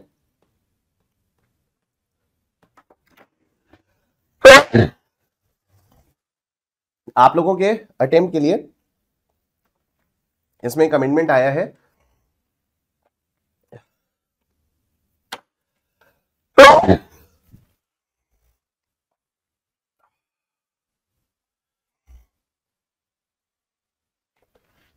आप लोगों के अटेम्प्ट के लिए इसमें एक अमेंडमेंट आया है। अमेंडमेंट यह है कि अगर आप न्यू स्कीम में जा रहे हो, अगर आप न्यू स्कीम में जा रहे हो तो even if you are a non government employee तब भी ये 10% की जगह 14% का रिडक्शन आपको मिलता है। ठीक है, अगर आप न्यू स्कीम में जा रहे हो तब यहां पर 10% की जगह 14% का रिडक्शन मिलता है even if you are a non government employee. ठीक है, तो देखो होता क्या है कि इसका रिडक्शन 80CCD1 का रिडक्शन सिर्फ ओल्ड स्कीम में मिलेगा, 80CCD1B का रिडक्शन आपको सिर्फ ओल्ड स्कीम में मिलेगा, लेकिन 80CCD2 का रिडक्शन आपको ओल्ड स्कीम में भी मिलता है और न्यू स्कीम में भी मिलता है, राइट। अब अगर आप ओल्ड स्कीम में जाते हो तो आपको 14% ऑफ सैलरी मिलेगी का डिडक्शन मिलेगा for government employees, 10% of the salary का रिडक्शन मिलेगा बाकी एम्प्लॉइज के लिए। लेकिन अगर आप न्यू स्कीम में जाते हो, अगर आप न्यू स्कीम में जाते हो तो आपको 14% ऑफ द सैलरी का रिडक्शन मिलेगा, चाहे आप गवर्नमेंट एम्प्लॉय हो चाहे आप गवर्नमेंट एम्प्लॉय ना हो। ठीक है, ये वाला पॉइंट यहां पर लिखने से मिस हो गया, इसको मैं अपडेट कर दूंगा। तो आज आप लोग अभी प्रिंट आउट मत निकलवाना इसका। ठीक है, ये जो deductions from gross total income के रिवीजन नोट्स हैं इसका आप लोग आज प्रिंट आउट मत निकलवाना क्योंकि इसको मैं अभी अपडेट कर दूंगा। ठीक है, इतनी सी बात है। तो 80CCD1, 80CCD1B इन दोनों सेक्शंस में खुद के कंट्रीब्यूशन का रिडक्शन मिलता है और 80CCD2 में आपके एम्प्लॉयर के कंट्रीब्यूशन का आपको रिडक्शन मिलता है। 80CCD1 और 80CCD1B में आपको डिडक्शन तभी मिलेगा अगर आप ओल्ड स्कीम में ऑप्ट करोगे और अगर 80CCD2 में आपको ओल्ड स्कीम और न्यू स्कीम दोनों में रिडक्शन मिल जाता है। 80CCD1 की जो लिमिट है वो क्या है, 10% ऑफ द सैलरी, लेकिन हाँ ये 80CCE की ओवरऑल लिमिट के अंदर आती है। 80CCD1B की मैक्सिमम लिमिट क्या है, 50,000 रुपीज, राइट। 80CCD2 की मैक्सिमम लिमिट क्या है, अगर आप गवर्नमेंट एम्प्लॉय हो तो 14% ऑफ द सैलरी, अगर आप नॉन गवर्नमेंट एम्प्लॉय हो तो 10% ऑफ द सैलरी। लेकिन अमेंडमेंट क्या आया है कि अगर आप न्यू स्कीम में जा रहे हो तो 14% ऑफ द सैलरी आपको 14% ऑफ द सैलरी का आपको रिडक्शन मिलता है, चाहे आप गवर्नमेंट एम्प्लॉय हो चाहे प्राइवेट सेक्टर एम्प्लॉय हो। ठीक है, तो टैक्स रेजिम ओल्ड, ओल्ड और न्यू। 80CCE की लिमिट इसमें तो लगती है, इसमें नहीं लगती, इसमें नहीं लगती। ठीक है, taxation of withdrawals, taxable upon withdrawal, opt out और annuity purchase except under specific exemptions, exemption for closing या opting out up to 60% tax free under section 10(12)(a). मतलब आप एनपीएस में से जब वापस पैसा निकालते हो, जब आप रिटायर होने पर वापस आप पैसा निकालते हो, अकाउंट वगैरह क्लोज करते हो तो 60% उसमें एग्जेम्प्ट हो जाता है। ठीक है, 60% उसमें एग्जाम्प्ट हो जाता है। और अगर आप पार्शियली विथड्रॉ करते हो, अपने अकाउंट को क्लोज नहीं करते लेकिन आप पार्शियली विथड्रॉ करते हो, तो up to 20% of the contributions tax free हो जाते हैं अंडर सेक्शन 10(12)(b). ठीक है, सेक्शन 10(12)(b) के अंदर 25% ऑफ द कॉन्ट्रीब्यूशंस आपके टैक्स फ्री हो जाते हैं। 80 भी हम लोगों ने यहाँ पर कर लिया है। Deduction in respect of contribution to Agnipath scheme. अब यहाँ पर अग्निपथ स्कीम में क्या आया था? अग्निपथ स्कीम बेसिकली यूथ को इंडियन आर्मी को ज्वाइन करने के लिए, इंस्पायर करने के लिए या पुश करने के लिए बनाई गई थी। तो यहाँ पर ये बोला था कि आप इस वाली स्कीम में अपने आप को एनरोल कर लो, और आप जब इस वाली स्कीम में अपने आप को एनरोल कर लोगे तो आपको हम अग्निवीर बोलेंगे, और आपको जो भी पैसा मिलेगा उसमें से 30% हम आपका काटेंगे और 30% हम अपनी तरफ से भी कंट्रीब्यूट करेंगे, और आपके एक अग्निवीर कॉर्पस फंड में ये पैसा जाएगा और बाद में ये आप ही के काम आएगा। ठीक है, तो जो आपका खुद का कंट्रीब्यूशन है उसका डिडक्शन आपको 80CCH में मिलेगा, लेकिन सिर्फ ओल्ड स्कीम में मिलेगा, और जो गवर्नमेंट कंट्रीब्यूट करेगी उसका डिडक्शन आपको 80CCH2 में मिलेगा, और ये न्यू स्कीम और ओल्ड स्कीम दोनों में मिलेगा। ठीक है, बस इतनी सी बात थी। नेक्स्ट इसके बाद हमारे पास आ जाता है 80D। अब 80D क्या होता है? 80D मेडिकल इंश्योरेंस प्रीमियम से रिलेटेड बात करता है। ठीक है, अब देखो, अगर आप हेल्थ इंश्योरेंस के लिए प्रीमियम पे करते हो अपने लिए, स्पाउस के लिए या डिपेंडेंट चिल्ड्रन के लिए, ठीक है, डिपेंडेंट चिल्ड्रन के लिए, तो आपको 25,000 रुपीज तक का रिडक्शन मिल जाता है। लेकिन अगर आप में से कोई भी सीनियर सिटीजन है तो फिर 50,000 रुपीज का डिडक्शन आपको मिल जाएगा। ठीक है, अगर आप मेडिकल इंश्योरेंस प्रीमियम नहीं पे करते लेकिन आप इस CGHS या नोटिफाइड स्कीम में पैसा डाल देते हो, तब भी आपको 25,000 रुपए तक का रिडक्शन या 50,000 रुपए तक का रिडक्शन मिल जाता है।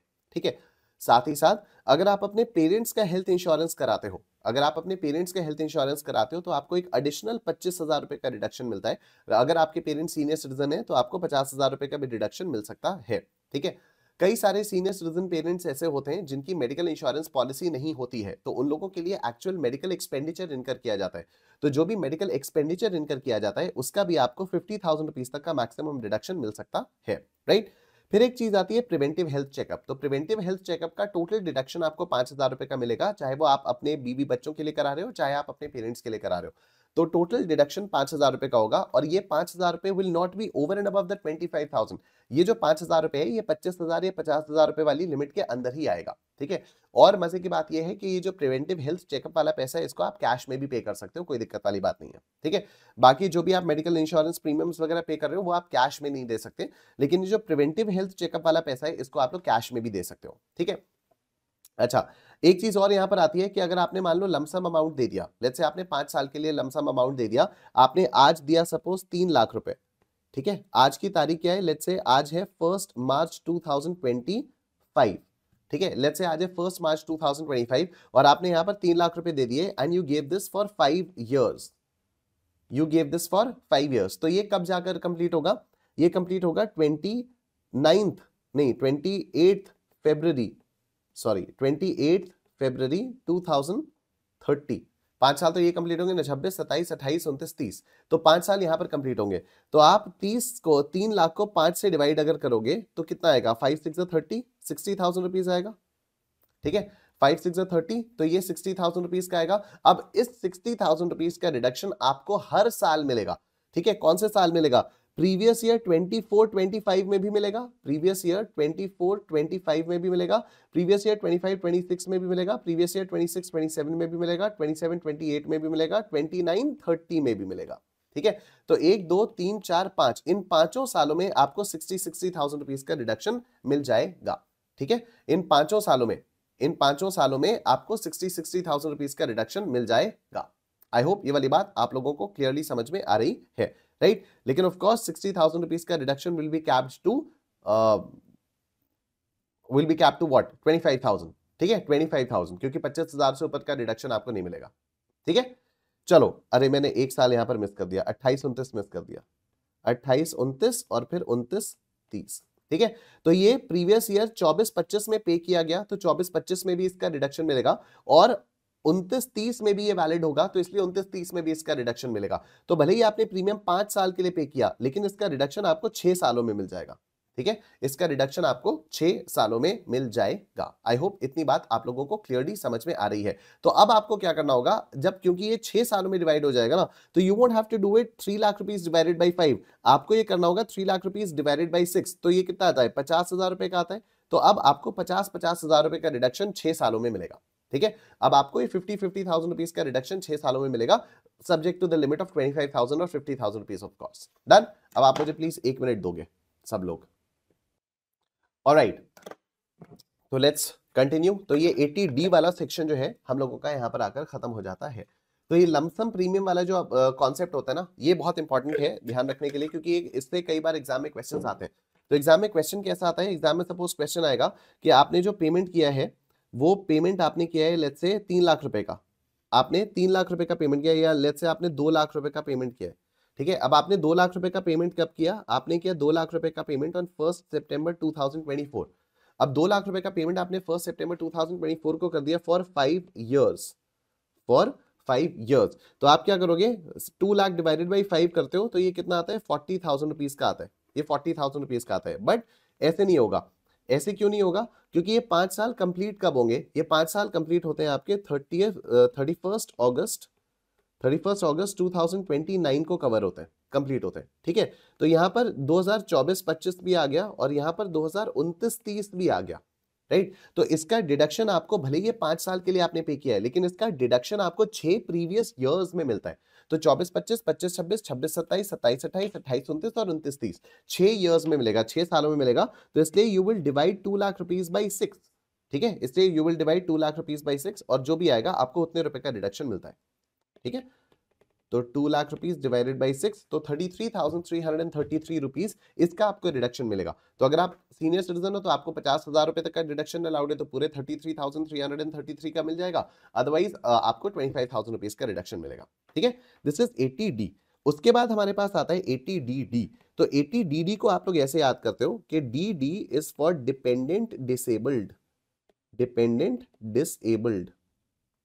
ठीक है, तो DD is basically for dependent disabled. तो अगर आप किसी ऐसे इंसान के लिए मेडिकल ट्रीटमेंट वगैरह कर रहे हो या फिर उसकी मेंटेनेंस कर रहे हो जो इंसान डिसेबल्ड है और आपके ऊपर डिपेंडेंट है, ऑफ कोर्स वो आपका फैमिली मेंबर होना चाहिए, तो आपको फ्लैट 75,000 रुपीज का रिडक्शन मिलता है। ठीक है, आपको फ्लैट 75,000 रुपीज का रिडक्शन मिलता है। और अगर जिस भी बंदे के लिए आप मेडिकल ट्रीटमेंट इनकर करवा रहे हो या जो भी करवा रहे हो उसकी डिसेबिलिटी सीवियर है, अगर उसकी डिसेबिलिटी सीवियर है तो आपको फ्लैट 1,25,000 रुपीज का रिडक्शन मिलता है। This is irrespective of the actual amount that you spent on the medical treatment of that person, right. तो एप्लीकेबिलिटी क्या हो गई, must opt out of the default tax regime, old scheme में इसका reduction मिलेगा। Eligible SSC residents of India both individuals and HUFs, qualifying payments medical treatment, nursing care, training, rehabilitation of a dependent with disability, payments to scheme by LIC or other insurers for maintaining of a disabled dependent, providing annuity or lump sum amount up to a subscriber's death or reaching the age of 60। Deemed income क्या हो जाती है, तो जब जो भी बंदा है, amount becomes taxable if the dependent dies before the subscriber. अगर जिस भी बंदे के लिए मैं खर्चा कर रहा हूं वो मेरे से पहले उसकी डेथ हो जाती है तो जो भी पैसा होता है वो मेरे हाथ में टैक्सेबल हो जाता है, except if the dependent received annuity और lump sum based on the subscriber reaching age 60 और मोर। ये सब उतना इंपॉर्टेंट है नहीं, ये सब एग्जाम में आता नहीं है। तो देखो 75,000 या 1,25,000। अब यहाँ पर जो गलती होती है ना, वो सबसे बड़ी गलती ये होती है कि यहाँ पर लोगों को लगता है कि 1,25,000 rupees will be allowed as deduction if the age is 60 years और मोर। बल्कि यहाँ पर एज से कुछ लेना देना नहीं है।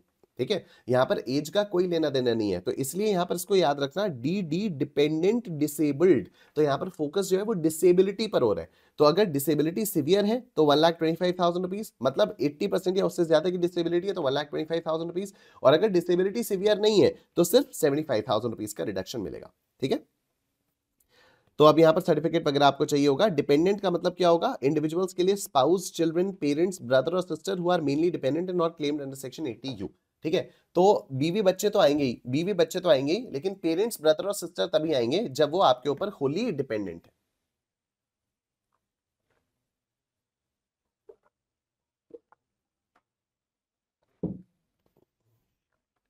अब देखो HUF के लिए डिपेंडेंट कौन होगा, a member who is mainly dependent on the HUF and not claimed under section 80U। उसके बाद आता है हमारा 80DDB। 80DDB का मतलब क्या होता है, जो प्रिस्क्राइब्ड डिजीज के लिए अगर आप पेमेंट करते हो। ठीक है, अगर आप किसी को, कोई आपके ऊपर डिपेंडेंट है और उसकी प्रिस्क्राइब्ड डिजीज है तो फिर आपके ऊपर आपको इसका रिडक्शन मिलेगा। तो देखो रेजिडेंट इंडिविजुअल फॉर सेल्फ और dependent spouse children parents brothers sisters who are wholly और mainly dependent on the individuals for support and maintenance. कितना डिडक्शन आपको मिलता है? जितना पैसा आप खर्च करते हो या फिर 40,000 रुपए विच एवर इज लोअर, और अगर एज 60 इयर्स या उससे ज्यादा है तो फिर जितना पैसा आप खर्च करते हो या फिर 1 लाख रुपए विच एवर इज लोअर। तो यहाँ पर 40,000 और 1 लाख जो जो बाइफिकेशन है वो एज के बेसिस पे, हर जगह एज के बेसिस पे होता है एक्सेप्ट फॉर सेक्शन 80DD, क्योंकि सेक्शन 80DD में फोकस होता है डिसेबिलिटी पर, DDB में फोकस है प्रिस्क्राइब्ड डिजीज पर। ठीक है, कि अगर आपके फैमिली में किसी को प्रिस्क्राइब डिजीज है और आप उसकी नर्सिंग उसकी आप नर्सिंग केयर वगैरह कर रहे हो तो फिर आपको उसका रिडक्शन मिलेगा। जितना पैसा आपने खर्च किया या तो वो, या तो 40,000 rupees which ever is lower, या फिर अगर एज ज्यादा है, एज 60 के ऊपर है, तो जितना पैसा आपने खर्च किया वो, या फिर 1 lakh rupees which ever is lower. ठीक है, इसका आपको रिडक्शन मिलेगा। यहां पर यह भी है कि अगर आपको कोई अमाउंट आपके इंश्योरेंस कंपनी से या एम्प्लॉयर से मिल जाता है तो उसको माइनस कर दिया जाएगा। ठीक है, तो उसको माइनस कर दिया जाएगा। तो इसमें अभी हम लोग एक क्वेश्चन करेंगे तो आपको थोड़ी सी और क्लैरिटी आएगी इसमें। एचयूएफ में देखो, for any member of the HUF actual sum paid, ये सब हो गया। ये भी ओल्ड स्कीम में इसका रिडक्शन मिलेगा, न्यू स्कीम में इसका रिडक्शन नहीं मिलेगा। फिर आते हैं हम लोग 80E पर। तो 80E क्या है? Interest on loan taken for higher education. तो अगर आप हायर एजुकेशन का मतलब क्या हो गया? स्कूल के बाहर वाली एजुकेशन, स्कूल के बाद मतलब कॉलेज वगैरह वाली एजुकेशन। तो अगर आप कॉलेज की एजुकेशन के लिए लोन लेते हो, ठीक है, सपोज आपने 1 लाख रुपए का लोन लिया, उस पर आपको हर महीने उस पर आपको हर साल लेट से 10,000 रुपए का इंटरेस्ट देना पड़ता है। तो ये जो 10,000 रुपए का इंटरेस्ट आप देते हो, इसका रिडक्शन आपको सेक्शन 80E में मिल जाता है। ठीक है, तो अगर आपने हायर एजुकेशन के लिए लोन लिया, आपको उसका डिडक्शन सेक्शन 80E में मिल जाएगा। तो interest on loan taken from any financial institution और approved charitable institution for higher education of the individual, spouse और children of the individual, student for whom the individual is a legal guardian. Interest payment deduction is available for the initial assessment year of commencement of interest payment, 7 assessment years immediately succeeding the initial assessment year, or until the interest is paid in full by the assessee, whichever is earlier. तो basically 8 साल में, total 8 साल में आपको इसका reduction मिलता है। ठीक है, आपने अगर हायर एजुकेशन के लिए लोन लिया तो इस पे जो भी आप इंटरेस्ट पे करोगे उसका रिडक्शन आपको 8 साल तक मिलता है। जिस साल आपने लोन लिया उस साल का इंटरेस्ट का डिडक्शन तो आपको मिलेगा ही, उसके बाद 7 और साल, तो टोटल कितने साल हो गए? 8 साल। या अगर मान लो आपने उन 8 सालों से पहले पूरा का पूरा लोन रीइंबर्स कर दिया तो ऑफ कोर्स फिर आपने कोई इंटरेस्ट ही नहीं पे किया तो आपको कोई डिडक्शन भी नहीं मिलेगा। Common sense. ये भी ओल्ड स्कीम में ही एप्लीकेबल होता है, न्यू स्कीम में नहीं। उसके बाद आता है 80EE। 80EE जो है वो interest on loan for house property के लिए आ जाता है। तो देखो, interest on loan for house property का डिडक्शन वैसे तो हम लोगों को सेक्शन 24B में मिलता है under the head income from house property, लेकिन यहां पर ये जो चीज आती है ना, इनकम फ्रॉम अदर, ये deductions from gross total income, इसमें भी 2 सेक्शंस ऐसे हैं जहां पर interest on loan for house property का डिडक्शन आपको मिल जाता है, 80EE और 80EEA। ठीक है, दोनों सेक्शंस के अलग अलग कंडीशंस हैं और अलग अलग क्राइटेरिया है। तो आओ इसको देखते हैं। 80EE में क्या होता है? एलिजिबल एसएससी कौन है? इंडिविजुअल है। एलिजिबल पेमेंट्स कौन है? Interest on loan borrowed from a financial institution for acquisition of residential house property. Permissible deduction क्या है? Up to 50,000 rupees for interest on loan. तो यहाँ पर आपको इंटरेस्ट जो भी आप पे करोगे, मैक्सिमम 50,000 रुपए के इंटरेस्ट का ही आपको रिडक्शन मिलता है। कंडीशंस क्या है? कि लोन सैंक्शन हो जाना चाहिए during the previous year 16-17, loan का अमाउंट 35 लाख रुपए या उससे कम होना चाहिए, value of the house 50 lakh रुपए या उससे कम होनी चाहिए, and assessee should not own any residential house on the date of loan sanction। जिस दिन लोन सैंक्शन हुआ उस दिन assessee के पास कोई और मकान नहीं होना चाहिए। ठीक है, tax regime applicability old scheme के लिए ही है, एप्लीकेबल होता है। उसके बाद देखो 80EEA के बारे में बात करते हैं।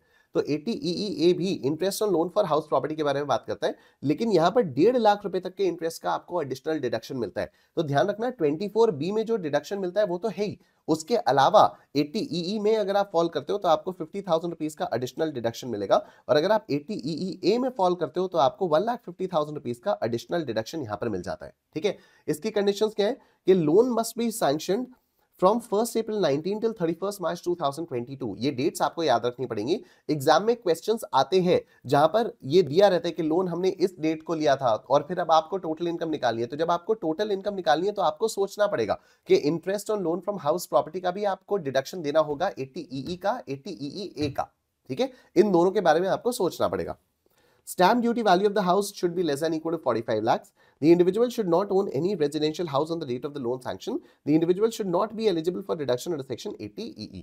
ठीक है। तो 80EE में डिडक्शन और 80EEA इन दोनों सेक्शंस में आप एक साथ डिडक्शन नहीं ले सकते, या तो आप 80EE में डिडक्शन लो या तो आप 80EEA में डिडक्शन लो, और इसका भी डिडक्शन आपको तभी मिलेगा जब आप ओल्ड स्कीम के लिए ऑप्ट करोगे।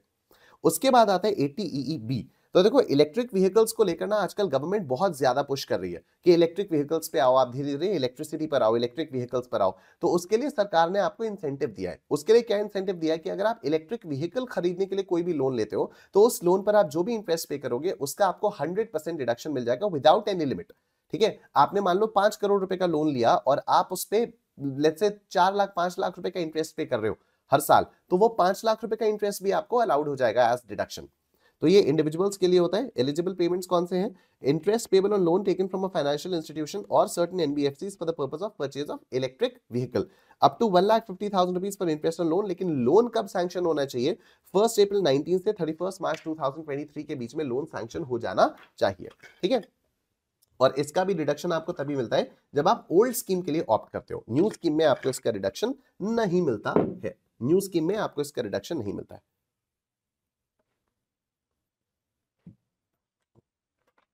डन। अब देखो उसके बाद आता है हमारा 80G। उसके बाद क्या आता है? 80G। 80G is basically for donations. तो 4 कैटेगरीज में इसको बांटा गया है। 4 कैटेगरीज में कैसे बांटा गया है? कैटेगरी 1 जहां पर आपको 100% ऑफ द अमाउंट डोनेटेड का डिडक्शन मिलता है without any qualifying limit. Category 2 जहां पर आपको 50% ऑफ द अमाउंट डोनेटेड का डिडक्शन मिलता है without any qualifying limit. Category 3 जहां पर आपको 100% ऑफ द अमाउंट डोनेटेड का डिडक्शन मिलता है subject to qualifying limit. And category 4 जहां पर आपको 50% ऑफ द अमाउंट डोनेटेड का डिडक्शन मिलता है सब्जेक्ट टू क्वालिफाइंग लिमिट। ठीक है, अब यहां पर जितनी जितनी चीजें आती हैं वो सारी आपको याद करनी होती हैं। तो यहां पर बहुत सारी चीजें, इसको जाने दो। यहां पर सिर्फ एक चीज होती है, मतलब 50% of the amount donated without any qualifying limit, उसमें सिर्फ एक चीज है, prime minister's drought relief fund. मतलब क्या हो गया? अगर मान लो आपने साल भर में 2 लाख रुपए prime minister's drought relief fund में डोनेट किए तो आपको 1 लाख रुपए का रिडक्शन मिल जाएगा अंडर सेक्शन 80G। ठीक है, क्योंकि आपको 50% ऑफ द अमाउंट डोनेटेड का डिडक्शन मिल जाएगा और इसमें कोई क्वालिफाइंग लिमिट भी नहीं आती है। राइट, फिर कैटेगरी 3 में 2 चीजें आ जाती हैं, एक तो फैमिली प्लानिंग वाली चीज आती है और दूसरी स्पोर्ट्स वाली चीज आती है। ठीक है, तो इसको पूरे पूरे नाम याद रखने की जरूरत नहीं है। The way I do is, अब मैं तो सिंपली बस ऊपर ऊपर से याद रखता हूं कि देखो कैटेगरी 3 में फैमिली प्लानिंग और डोनेशंस के फैमिली प्लानिंग और स्पोर्ट्स वाला आ जाता है। उसके बाद कैटेगरी 4 में 5 चीजें। अब इन 5 चीजों को कैसे याद करोगे? तो मैं अपने मन में एक कॉन्वर्सेशन चलाता हूं कि भाई कोई तो चैरिटेबल एक्टिविटी करो, तो यहां पर पहली चीज आ जाती है चैरिटेबल इंस्टीट्यूशन। तो फिर सामने वाला बंदा कहता है कि कौन सी चैरिटेबल एक्टिविटी करूं, फैमिली प्लानिंग से रिलेटेड कुछ करूं। ठीक है, तो मैं कहता हूं नहीं नहीं यार, फैमिली प्लानिंग तो हो गई ना, यहाँ पर do something apart from family planning. तो गवर्नमेंट या local authority for charitable purposes excluding family planning. तो वो सामने वाला बंदा पूछता है तो फिर क्या करूं? तो मैं कहता हूं यार गरीबों के लिए घर बनवा दो, गरीबों के लिए घर बनवा दो। ठीक है, उनके मंदिर मस्जिद गुरुद्वारे ठीक करवा दो, उनके मंदिर मस्जिद गुरुद्वारे ठीक करवा दो। तो माइनॉरिटी कम्युनिटी के लिए घर बनवा दो और उनके रिलीजियस प्लेसेस को ठीक करवा दो, बात खत्म। ठीक है, तो ये 5 चीजें हो जाती हैं। अब जो कैटेगरी 3 आती है, इसमें आपको जो डिडक्शन मिलता है वो मिलता है of 100% of the amount donated subject to qualifying limit. और जो कैटेगरी 4 आती है उसमें आपको जो डिडक्शन मिलता है वो मिलता है 50% of the amount donated subject to qualifying limit. ठीक है, अब यहां पर क्वालिफाइंग लिमिट का क्या मतलब होता है? क्वालिफाइंग लिमिट का मतलब होता है 10% of the adjusted gross total income. ठीक है, क्वालिफाइंग लिमिट का मतलब होता है 10% of the adjusted gross total income. और एडजस्टेड ग्रॉस टोटल इनकम का मतलब होता है gross total income minus deductions under chapter 6A except for 80G। ठीक है, तो 10% of adjusted gross total income, ये तो आ गया आपका क्वालिफाइंग लिमिट। ठीक है, ये आ गया आपका क्वालिफाइंग लिमिट। और एडजस्टेड ग्रॉस टोटल इनकम क्या होता है? Gross total income minus all deductions under chapter 6A except for 80G। ठीक है, तो अब यहां पर यही आ गया, क्वालिफाइंग लिमिट के बारे में सारी की सारी इंफॉर्मेशन आपको यहां पर मैंने दी हुई है। बस एक चीज का ध्यान रखना होगा आपको, जब आप लोग इसके क्वेश्चंस को सॉल्व करोगे ना, जब आप लोग इसके क्वेश्चंस को सॉल्व करोगे तो you have to make sure कि यू डू दिस। सपोज यहां पर 50% वाली बात आती है, तो you have to do 50% of lower of amount donated या फिर क्वालिफाइंग लिमिट। अभी हम लोग क्वेश्चंस करेंगे, पहले सारे के सारे प्रोविजंस करा दूं, उसके बाद कई सारे क्वेश्चंस भी मैं लेकर आया हूं, उसकी प्रैक्टिस में आप लोगों को करवाऊंगा। ठीक है, तो जब आप 50% की यहां पर बात करोगे तो it won't be 50% of the amount donated और qualifying limit whichever is lower, नहीं, कई सारे लोग यहां पर ये वाली गलती करेंगे, लेकिन ये नहीं होगा। It will be 50% of what, 50% of lower of amount donated या फिर क्वालिफाइंग लिमिट। सिमिलरली यहां पर भी क्या आएगा, 100% of lower of amount donated या फिर क्वालिफाइंग लिमिट। ठीक है, दैट्स इट। उसके बाद हमारे पास आता है ATGG। तो ATGG को कैसे याद कराया था मैंने, ATGG को मैंने याद कराया था घर घर कह के। तो मैंने आपको बताया था कि अगर आप एम्प्लॉई नहीं हो या अगर आप एम्प्लॉई हो लेकिन आपको हाउस रेंट अलाउंस नहीं मिल रही है, तो भी जो आप रेंट पे कर रहे हो उसका आप डिडक्शन क्लेम कर सकते हो by using the section ATGG। ठीक है, तो individual not in receipt of house rent allowance, rent paid for residential accommodation, least of the following is allowable as deduction. अच्छा, हाउस रेंट अलाउंस में क्या क्या डिडक्शन मिलता था, पहले उसके बारे में बात करते हैं।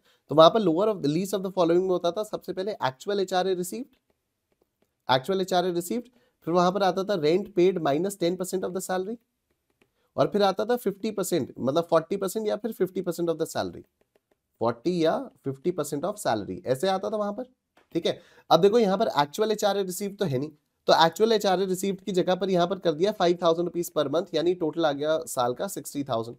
ठीक है, rent paid minus 10% of salary, तो इसकी जगह कर दिया यहाँ पर वही rent paid minus 10% of the total income, rent paid minus 10% of the total income, not salary, 10% of the total income.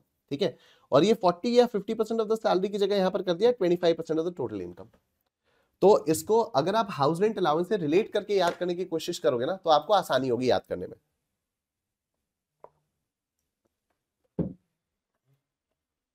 ठीक है, आपको याद करने में आसानी होगी। अब देखो, no deduction if any residential accommodation is owned by the SSC, his spouse, मतलब अगर कोई भी रेजिडेंशियल अकोमोडेशन आप लोगों के पास है, आपके पास है, आपकी बीवी के पास है, बच्चों के पास है, कहीं पर भी है, तो आपको ATGG का कोई डिडक्शन नहीं मिलेगा। ठीक है, ये एक बहुत इंपॉर्टेंट पॉइंट है। यहां पर कई सारे लोग गड़बड़ी कर देते हैं जब क्वेश्चन सॉल्व करते हैं, तो ATGG अचानक से याद आ जाता है कि देखो इसमें ATGG का रिडक्शन मिलेगा, लेकिन यहां पर ये वाली जो कंडीशन होती है इसको स्किप कर देते हैं। तो ATGG का रिडक्शन जब याद आता है ना कि अरे हाँ हाँ इसमें तो ATGG का रिडक्शन मिलेगा, तो लोगों को बहुत मजा आता है कि हाँ हमें देखो याद आ गया, हमें क्लिक कर गई चीज कि ATGG का इसमें रिडक्शन मिलेगा। But what people forget is कि भाई ATGG के रिडक्शन क्लेम करने के लिए एक बहुत बड़ी कंडीशन थी और वो कंडीशन मिस हो जाती है। ठीक है, ओके। उसके बाद आता है हमारा ATGGA। तो GGA गा गा गा से मैंने कहा गांव, याद करो, मतलब रूरल डेवलपमेंट के लिए या फिर साइंटिफिक रिसर्च के लिए अगर आप पेमेंट कर रहे हो तो फिर आपको इसमें रिडक्शन मिलता है। देखो जो बिजनेसमैन होते हैं, जो PGBP वाले लोग होते हैं, वो अगर साइंटिफिक एक्सपेंडिचर पे इनकर करते हैं या साइंटिफिक रिसर्च के लिए कॉन्ट्रीब्यूशन करते हैं, तो उनको सेक्शन 35 के अंदर डिडक्शन मिल जाता है। ठीक है, वहीं पर सेक्शन 35 के अंदर डिडक्शन मिल जाता है। बट मैं क्या करूं, मैं साइंटिफिक रिसर्च के लिए या सब ये सब कैसे करूं, मतलब मैं सैलरीड एम्प्लॉई अगर हूं तो मैं सैलरीड एम्प्लॉई होकर मैं किस तरह से साइंटिफिक रिसर्च का बेनिफिट ले सकता हूं, तो मैं ATGGA में इसका रिडक्शन क्लेम कर सकता हूं। ठीक है, मैं ATGGA के अंदर इसका रिडक्शन क्लेम कर सकता हूं, राइट। तो any SSC not having income chargeable under the head profits and gains from business और profession, donations for scientific research and rural development, या तो एक्चुअल और अमाउंट कितना डिडक्शन मिलेगा, एक्चुअल डोनेशन जितना भी आप डोनेट करोगे आपको फुल डिडक्शन मिलेगा। No deduction shall be allowed for donation in excess of 2,000 rupees if paid in cash. अगर आपने कैश में पे किया तो 2,000 से ऊपर का आपको कोई रिडक्शन नहीं मिलेगा, और ये ओल्ड स्कीम में ही आपको रिडक्शन मिलेगा। ठीक है, डन। अब यहां पर ATGGB पे आते हैं। ATGGB क्या है, deduction in respect of contribution given by companies to political parties. अब यहां पर ध्यान रखना, पॉलिटिकल पार्टीज को डोनेशन दो लोग दे सकते हैं, या तो मैं एज एन इंडिविजुअल दे सकता हूं या तो कोई एक कंपनी दे सकती है। अगर मैं एज एन इंडिविजुअल दूंगा तो मुझे उसका डिडक्शन मिलता है ATGGC के अंदर, और अगर कंपनी देती है तो उसको डिडक्शन मिलता है ATGGB के अंदर। ये अनफॉर्चुनेट हो गया। अनफॉर्चुनेट क्यों हो गया, कायदे से अगर मान लो ATGGC कंपनीज के लिए हो जाता तो याद करना हम लोगों के लिए आसान हो जाता। तो अब हम लोगों को याद करना पड़ेगा, देखो बेटा C से कंपनी, लेकिन C से कंपनी वाला सेक्शन नहीं है। ठीक है, तो ATGGC इज फॉर इंडिविजुअल्स, मतलब non companies, and ATGGB is for companies, और दोनों ही सेक्शंस में क्या है, कंट्रीब्यूशन टू पॉलिटिकल पार्टीज। 2,000 कोई भी, अच्छा पॉलिटिकल पार्टी को आप कोई भी पैसा अगर कैश में दोगे तो आपको उसका रिडक्शन नहीं मिलेगा, 2,000 की लिमिट यहां पर नहीं चलेगी। ठीक है, बस बाकी सब कुछ एकदम ठीक है। तो हमारी जो पहली कैटेगरी थी जिसमें हमारे पास 17 सेक्शंस थे, 18 सेक्शंस थे, वो वाली कैटेगरी हमारी यहां पर कंप्लीट हो गई है। कल मैंने आप लोगों को बताया था ना, ये देखो ये कि यहां पर हमारे पास 17 सेक्शंस हैं, 17 क्या मेरे ख्याल से 18 सेक्शंस हो गए अब। तो ये वाले हम लोगों के कंप्लीट हो चुके हैं, ठीक है। अब हम यहाँ पर 3 सेक्शंस करेंगे, यहाँ पर 2 सेक्शंस करेंगे, यहाँ पर 1 सेक्शन करेंगे, दैट्स इट। फिर हम डिडक्शंस अंडर सेक्शन 10AA पे चले जाएंगे, फिर हम एग्जेम्पशंस अंडर सेक्शन 10 पर चले जाएंगे, फिर हम क्वेश्चंस करेंगे, ठीक है। उसके बाद फिर हम क्वेश्चंस करेंगे। तो आओ, deduction in respect of certain incomes, ये रहा deduction in respect of certain incomes. और सबसे पहली जो है वो है 80JJAA। अब 80JJAA वाला जो सेक्शन है उसमें सरकार ने क्या कहा, सरकार जो है वो देश में एम्प्लॉयमेंट बढ़ाना चाहती है। तो सरकार ने कहा कि देखो, अगर आप एक बिजनेस हो, ठीक है, अगर आप एक बिजनेस हो और आपके ऊपर ऑडिट की रिक्वायरमेंट है, if a tax payer falls under section 44AB, 44AB का मतलब क्या हो जाता है, पर्संस जिनके ऊपर ऑडिट की रिक्वायरमेंट आ जाती है, मैंडेटरी ऑडिट उनके लिए रिक्वायर्ड होता है। तो अगर आप 44AB में फॉल करने वाले टैक्स पेयर हो तो फिर आपको हम 80JJAA में डिडक्शन देंगे। कैसे डिडक्शन देंगे, आप जितने भी नए एम्प्लॉइज को हायर करोगे, आप जितने भी नए एम्प्लॉइज को हायर करोगे तो उन एम्प्लॉइज की जो भी कॉस्ट होगी, अब एम्प्लॉइज की कॉस्ट क्या होती है, सैलरी होती है ना। एम्प्लॉइज की कॉस्ट क्या होती है, बेसिकली उनकी सैलरी होती है। तो आप एम्प्लॉइज को जो भी सैलरी पे करोगे उसका 30% हम आपको एडिशनल डिडक्शन 80JJAA में भी दे देंगे, राइट। और ये 3 साल तक हम आपको इसका रिडक्शन देंगे। तो बेसिकली क्या हुआ, सपोज मैंने इस साल 2 नए एम्प्लॉइज हायर किए, दोनों की जो सैलरी है वो लेट्स से 20-20 हजार रुपए, दोनों की सैलरी 20-20 हजार रुपए, ठीक है। तो 20,000 इंटू 12 कितना हो गया 2,40,000 रुपए हो गया, एंड इंटू 2 कितना हो गया 4,80,000 रुपए हो गया। तो ये जो दो एम्प्लॉइज को मैंने हायर किया, इनको मैं 4,80,000 रुपए की सैलरी पे कर रहा हूं। तो इस 4,80,000 रुपए का मुझे डिडक्शन तो मिल ही रहा है, साथ ही साथ इस 4,80,000 के 30% का मुझे एडिशनल डिडक्शन मिलेगा अंडर सेक्शन 80JJAA, ठीक है। इस 4,80,000 रुपए के 30% का मुझे एडिशनल डिडक्शन मिलेगा अंडर सेक्शन 80JJAA, ठीक है। तो बस यही वाली चीज है। तो अब यहां पर क्या हो गया कि एक्चुअल एम्प्लॉय कॉस्ट क्या होता है, total payments to new employees hired during the previous year.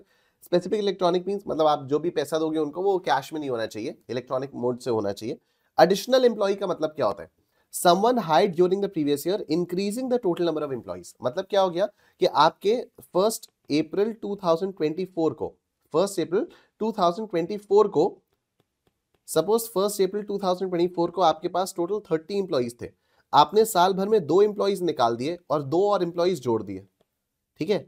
तो 31 मार्च 2025 को आपके पास कितने एम्प्लॉइज हो गए, आपके पास फिर से 30 एम्प्लॉइज हो गए। तो हम नहीं बोलेंगे कि ये न्यू एम्प्लॉइज हैं, ठीक है, भले ही है, लेकिन यहां पर तो सरकार को आप चकमा देने की कोशिश कर रहे हो ना। सरकार चाहती है एम्प्लॉयमेंट बढ़े, इसलिए सरकार आपको इंसेंटिवाइज कर रही है। आप अपने पुराने एम्प्लॉइज को हटा के नए एम्प्लॉइज ला रहे हो इंसेंटिव के चक्कर में, तो ये तो गलत है, ठीक है। The intent of the provision is being defeated, right.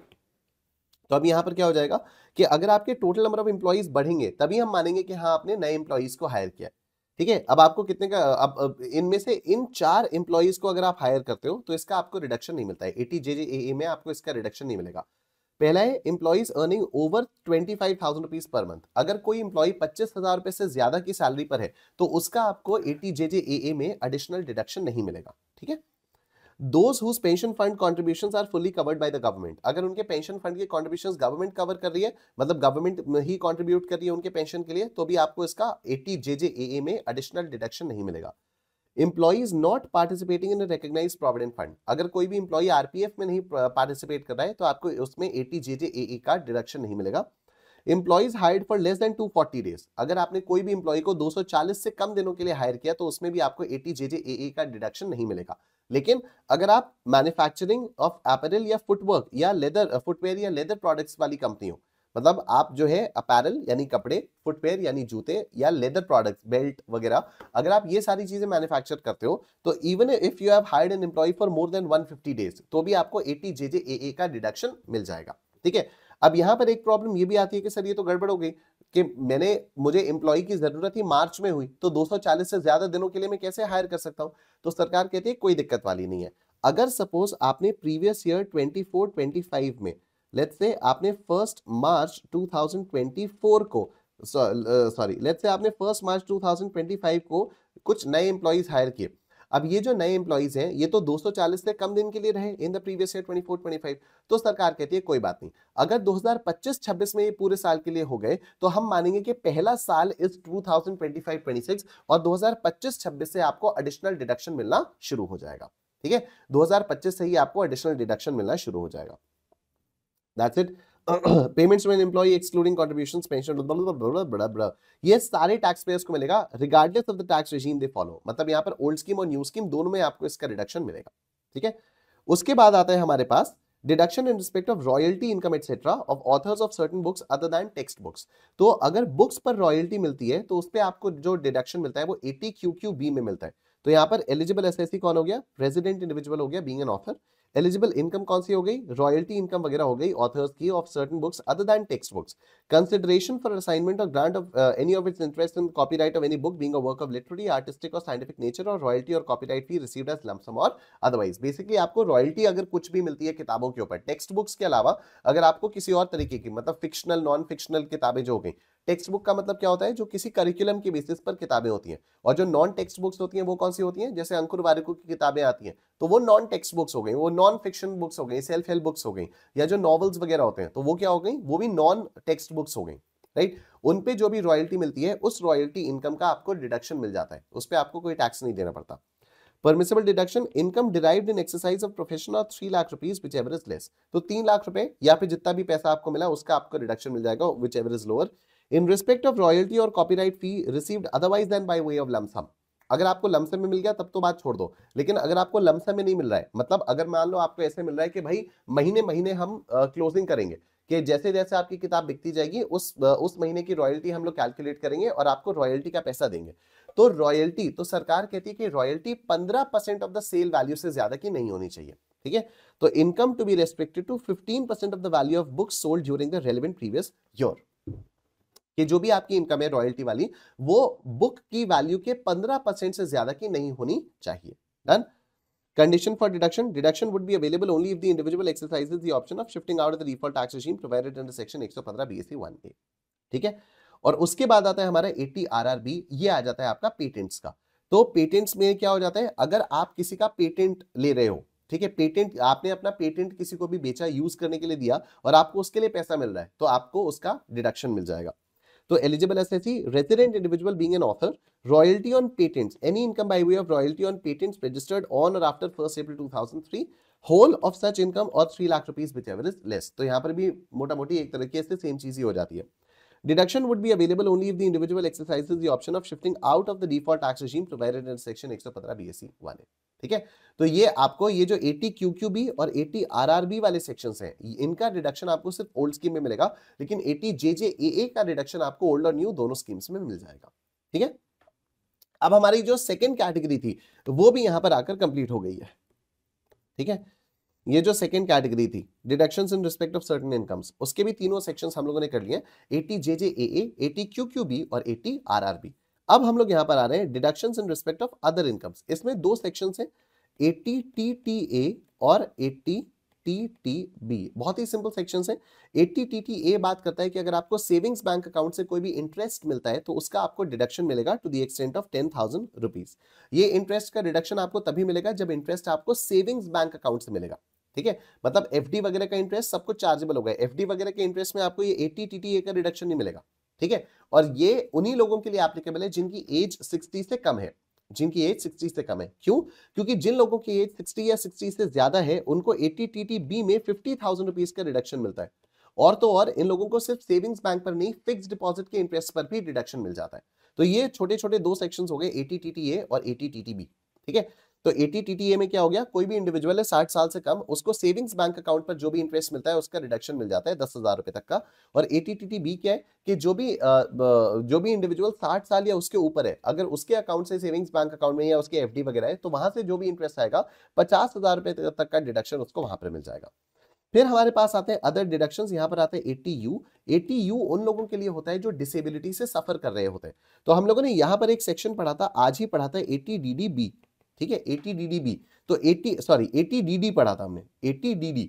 तो 80DD में हम लोगों ने क्या बात की थी कि अगर कोई डिपेंडेंट डिसेबल्ड है, ठीक है। अगर कोई डिपेंडेंट डिसेबल्ड है, मैं अगर किसी ऐसे इंसान की देखभाल कर रहा हूं जो कि डिपेंडेंट है मुझ पर और जो कि डिसेबल्ड है, तो मुझे फ्लैट 75,000 रुपीज का डिडक्शन मिलेगा, ठीक है। लेकिन अगर वो डिसेबल्ड बंदा खुद अपना डिडक्शन क्लेम कर रहा होगा तो मुझे कोई डिडक्शन नहीं मिलेगा। और वो जो डिसेबल्ड बंदा होगा वो खुद अपना डिडक्शन कहां पर क्लेम करेगा, वो 80U में अपना डिडक्शन क्लेम करेगा 75,000 रुपीज का ही, फ्लैट 75,000 रुपीज का। हम लोगों ने यहां पर एक और बात की थी कि अगर डिसेबिलिटी सिवियर है, अगर डिसेबिलिटी सिवियर है मतलब 80% से ज्यादा बॉडी डिसेबल्ड है, तो फिर 75,000 रुपीज की जगह 1,25,000 रुपीज का फ्लैट डिडक्शन मिलेगा।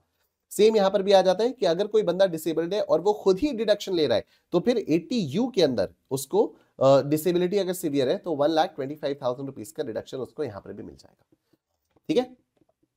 तो हमारा ये अदर डिडक्शंस वाली चीज भी यहां पर आकर कंप्लीट हो जाती है। अब हम सेक्शन 10AA देखेंगे। डन। अब हम यहां पर सेक्शन 10AA देखेंगे, बट एक बार मैं आपको दिखा देता हूं बस। ATTTA actual interest subject to a maximum of 10,000 rupees, ठीक है। तो interest on deposits in savings account with bank, cooperative society और post office not being time deposits which are repayable on expiry of fix period. तो fix deposit वाला interest नहीं, old scheme में ही इसका रिडक्शन मिलेगा। फिर सीनियर सिटीजन के लिए ATTTB का आपको रिडक्शन मिलता है और यहाँ पर इनको 50,000 रुपीज का रिडक्शन मिल जाता है। उसके बाद लास्ट में आता है 80U वाला, और 80U में डिसेबल्ड पर्सन अगर कोई होगा तो उसको 80U का रिडक्शन मिल जाएगा।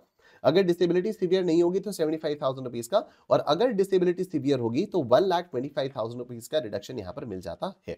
और ये वाला डिडक्शन भी ओल्ड स्कीम में ही मिलता है, ठीक है। नाउ गिव मी 1 मिनट, और उसके बाद फिर हम लोग सेक्शन 10AA से कंटिन्यू करेंगे। कॉन्फिडेंस आ रहा है डिडक्शंस अंडर चैप्टर 6A के सारे डिडक्शंस यहां पर कंप्लीट हो गए। कॉन्फिडेंस आ रहा है, यस एक बार फटाफट से कंफर्म कर दो मुझे प्लीज।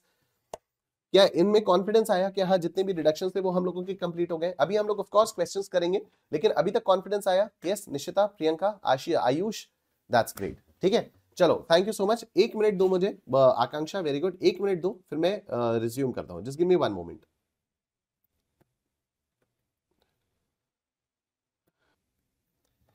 ठीक है, आओ देखो डिडक्शन अंडर सेक्शन 10AA, ठीक है। आवाज आ रही है सब लोगों को?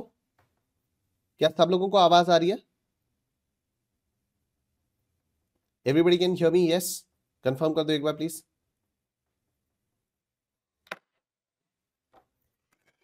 Alright, Deven, Karishma, Muskan, Ayush, Ranjit, very good.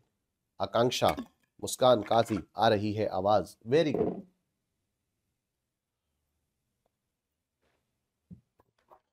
अब देखना। Alright, Tanvi, Pawan, thank you, Sania. Deduction under section 10AA, ध्यान से देखना। डिडक्शन अंडर सेक्शन 10AA में क्या है कि अगर आप SEZ से काम करते हो, अगर आप SEZ से काम करते हो यानी स्पेशल इकोनॉमिक जोन से आप अपना मैन्युफैक्चरिंग वगैरह कुछ करते हो और आप इसको एक्सपोर्ट करते हो, और एक्सपोर्ट करने से आपको जो भी प्रॉफिट आता है, इस प्रॉफिट का आपको या तो 100% डिडक्शन हम दे देंगे या तो 50% डिडक्शन हम दे देंगे, ठीक है। तो एलिजिबल एसएससी कौन हो गया?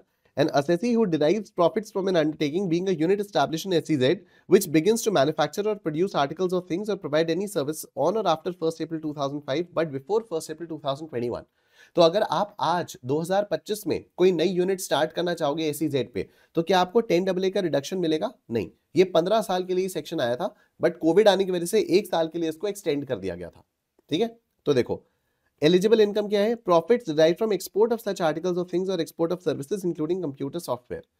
कंडीशंस फॉर डिडक्शन क्या है? Proceeds to be received in convertible foreign exchange within 6 months from the end of the previous year और such further period as the competent authority में अलाउ, राइट। तो आपको जितना भी पैसा यहां पर आता है वो 6 महीने के अंदर अंदर इंडिया में आ जाना चाहिए, right.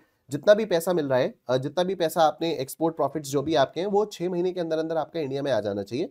The report of chartered accountant certifying that the deduction has been correctly claimed should be furnished before the date specified in section 44AB. Return of income should be filed before the due date under section 139(1). Right?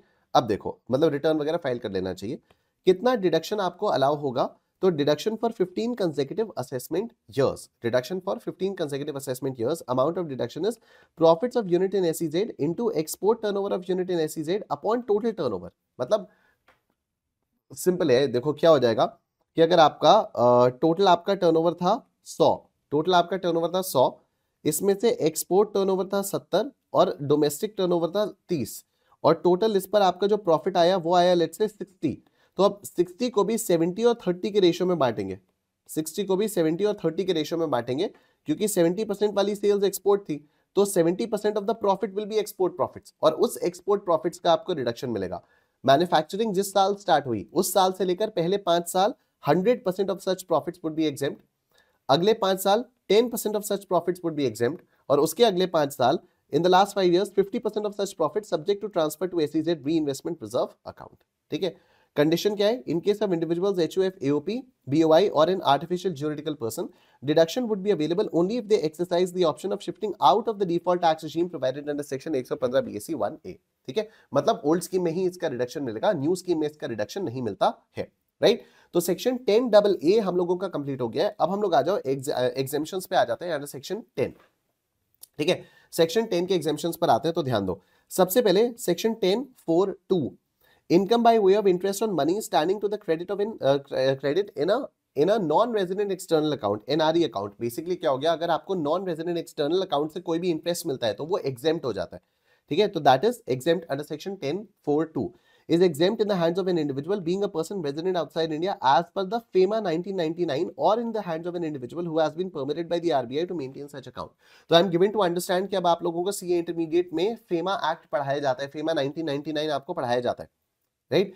पहले CA final में होता था, लेकिन now it has come to CA intermediate. तो I am given to understand that you guys know what FEMA act is. I don't know, मैं भूल चुका हूं, बहुत पहले मैंने पढ़ा था उसको, I read it like 5-6 years ago, तो अभी मुझे याद नहीं है। लेकिन हाँ, फेमा के हिसाब से अगर आपका नॉन रेजिडेंट एक्सटर्नल अकाउंट है और वहां पर कोई भी इंटरेस्ट आता है तो उस इंटरेस्ट का आपको 100% एग्जेम्पशन मिल जाता है, वो इनकम आपके हाथ में टैक्सेबल ही नहीं होती है। फिर 10(10)(BC), compensation received or receivable from the central government, state government or local authority by an individual or his legal heir on account of any disaster is exempt except to the extent of loss or damage allowed as deduction under the act। तो कोई भी अगर disaster वगैरह होता है उसके लिए आपको कोई भी कॉम्पनसेशन मिलता है गवर्नमेंट से, तो वो कॉम्पनसेशन भी 100% एग्जेम्प्ट हो जाता है। फिर 10(16), the value of scholarship granted to meet the cost of education would be exempt from the tax in the hands of the recipient irrespective of the amount of source of scholarship। Scholarship से related अगर आपको कोई भी amount कहीं से भी मिलता है, कितना भी मिलता है, कंप्लीटली एग्जेम्प्ट हो जाता है। अच्छा, बाय द वे आप लोगों को ये अंदर वाले सेक्शंस याद रखने की जरूरत नहीं है, ठीक है। 4(2), 10(BC), 16, 17, 17(a), 10(a), ये सब आपको याद रखने की कोई जरूरत नहीं है, ठीक है। स्कॉलरशिप वाला हो गया। Daily allowance of constituency allowance received by any member of Parliament और स्टेट लेजिस्लेचर्स इज एग्जेम्प्ट। फिर पेमेंट वेदर इन कैश और kind in pursuance of an award instituted in public interest by government और reward by government for an approved purpose for approved purposes is exempt. फिर 10(10)(a), any commuted pension received by an individual from a fund set up by LIC of India और any insurer pension scheme approved by controller और insurance और IRDA of India will be exempt. तो कोई भी commuted pension वगैरह होगी तो वो आपकी एग्जेम्प्ट हो जाएगी, ठीक है। तो दैट्स प्रीटी मच इट। ये आपका deductions from gross total income का पूरा हम लोगों ने एक शॉट में रिवाइज कर लिया, और इसी के साथ हम लोगों का deductions from gross total income वाले चैप्टर का रिवीजन यहां पर आकर कंप्लीट होता है। आई एम श्योर आप लोगों को ये सेशन हेल्पफुल लगा होगा, मजा आया होगा। तो वीडियो को लाइक कर देना और कमेंट सेक्शन में कमेंट करके प्लीज बताना आप लोगों को सेशन कैसा लगा, एंड सबके साथ इसको शेयर करो जिससे सब लोगों का भला हो। बाकी मैं फिर से बता देता हूँ, वीडियो के डिस्क्रिप्शन में आपको नोट्स का लिंक मिल जाएगा, वहां से आप लोग नोट्स डाउनलोड कर सकते हो। बुक का लिंक मिल जाएगा, वहां से आप बुक्स परचेज कर सकते हो, और पूरी प्लेलिस्ट का लिंक आपको यहाँ पर मिल जाएगा। I will see you guys tomorrow with TDS, TCS and advanced tax। Take care, अपना ध्यान रखो, बाय बाय।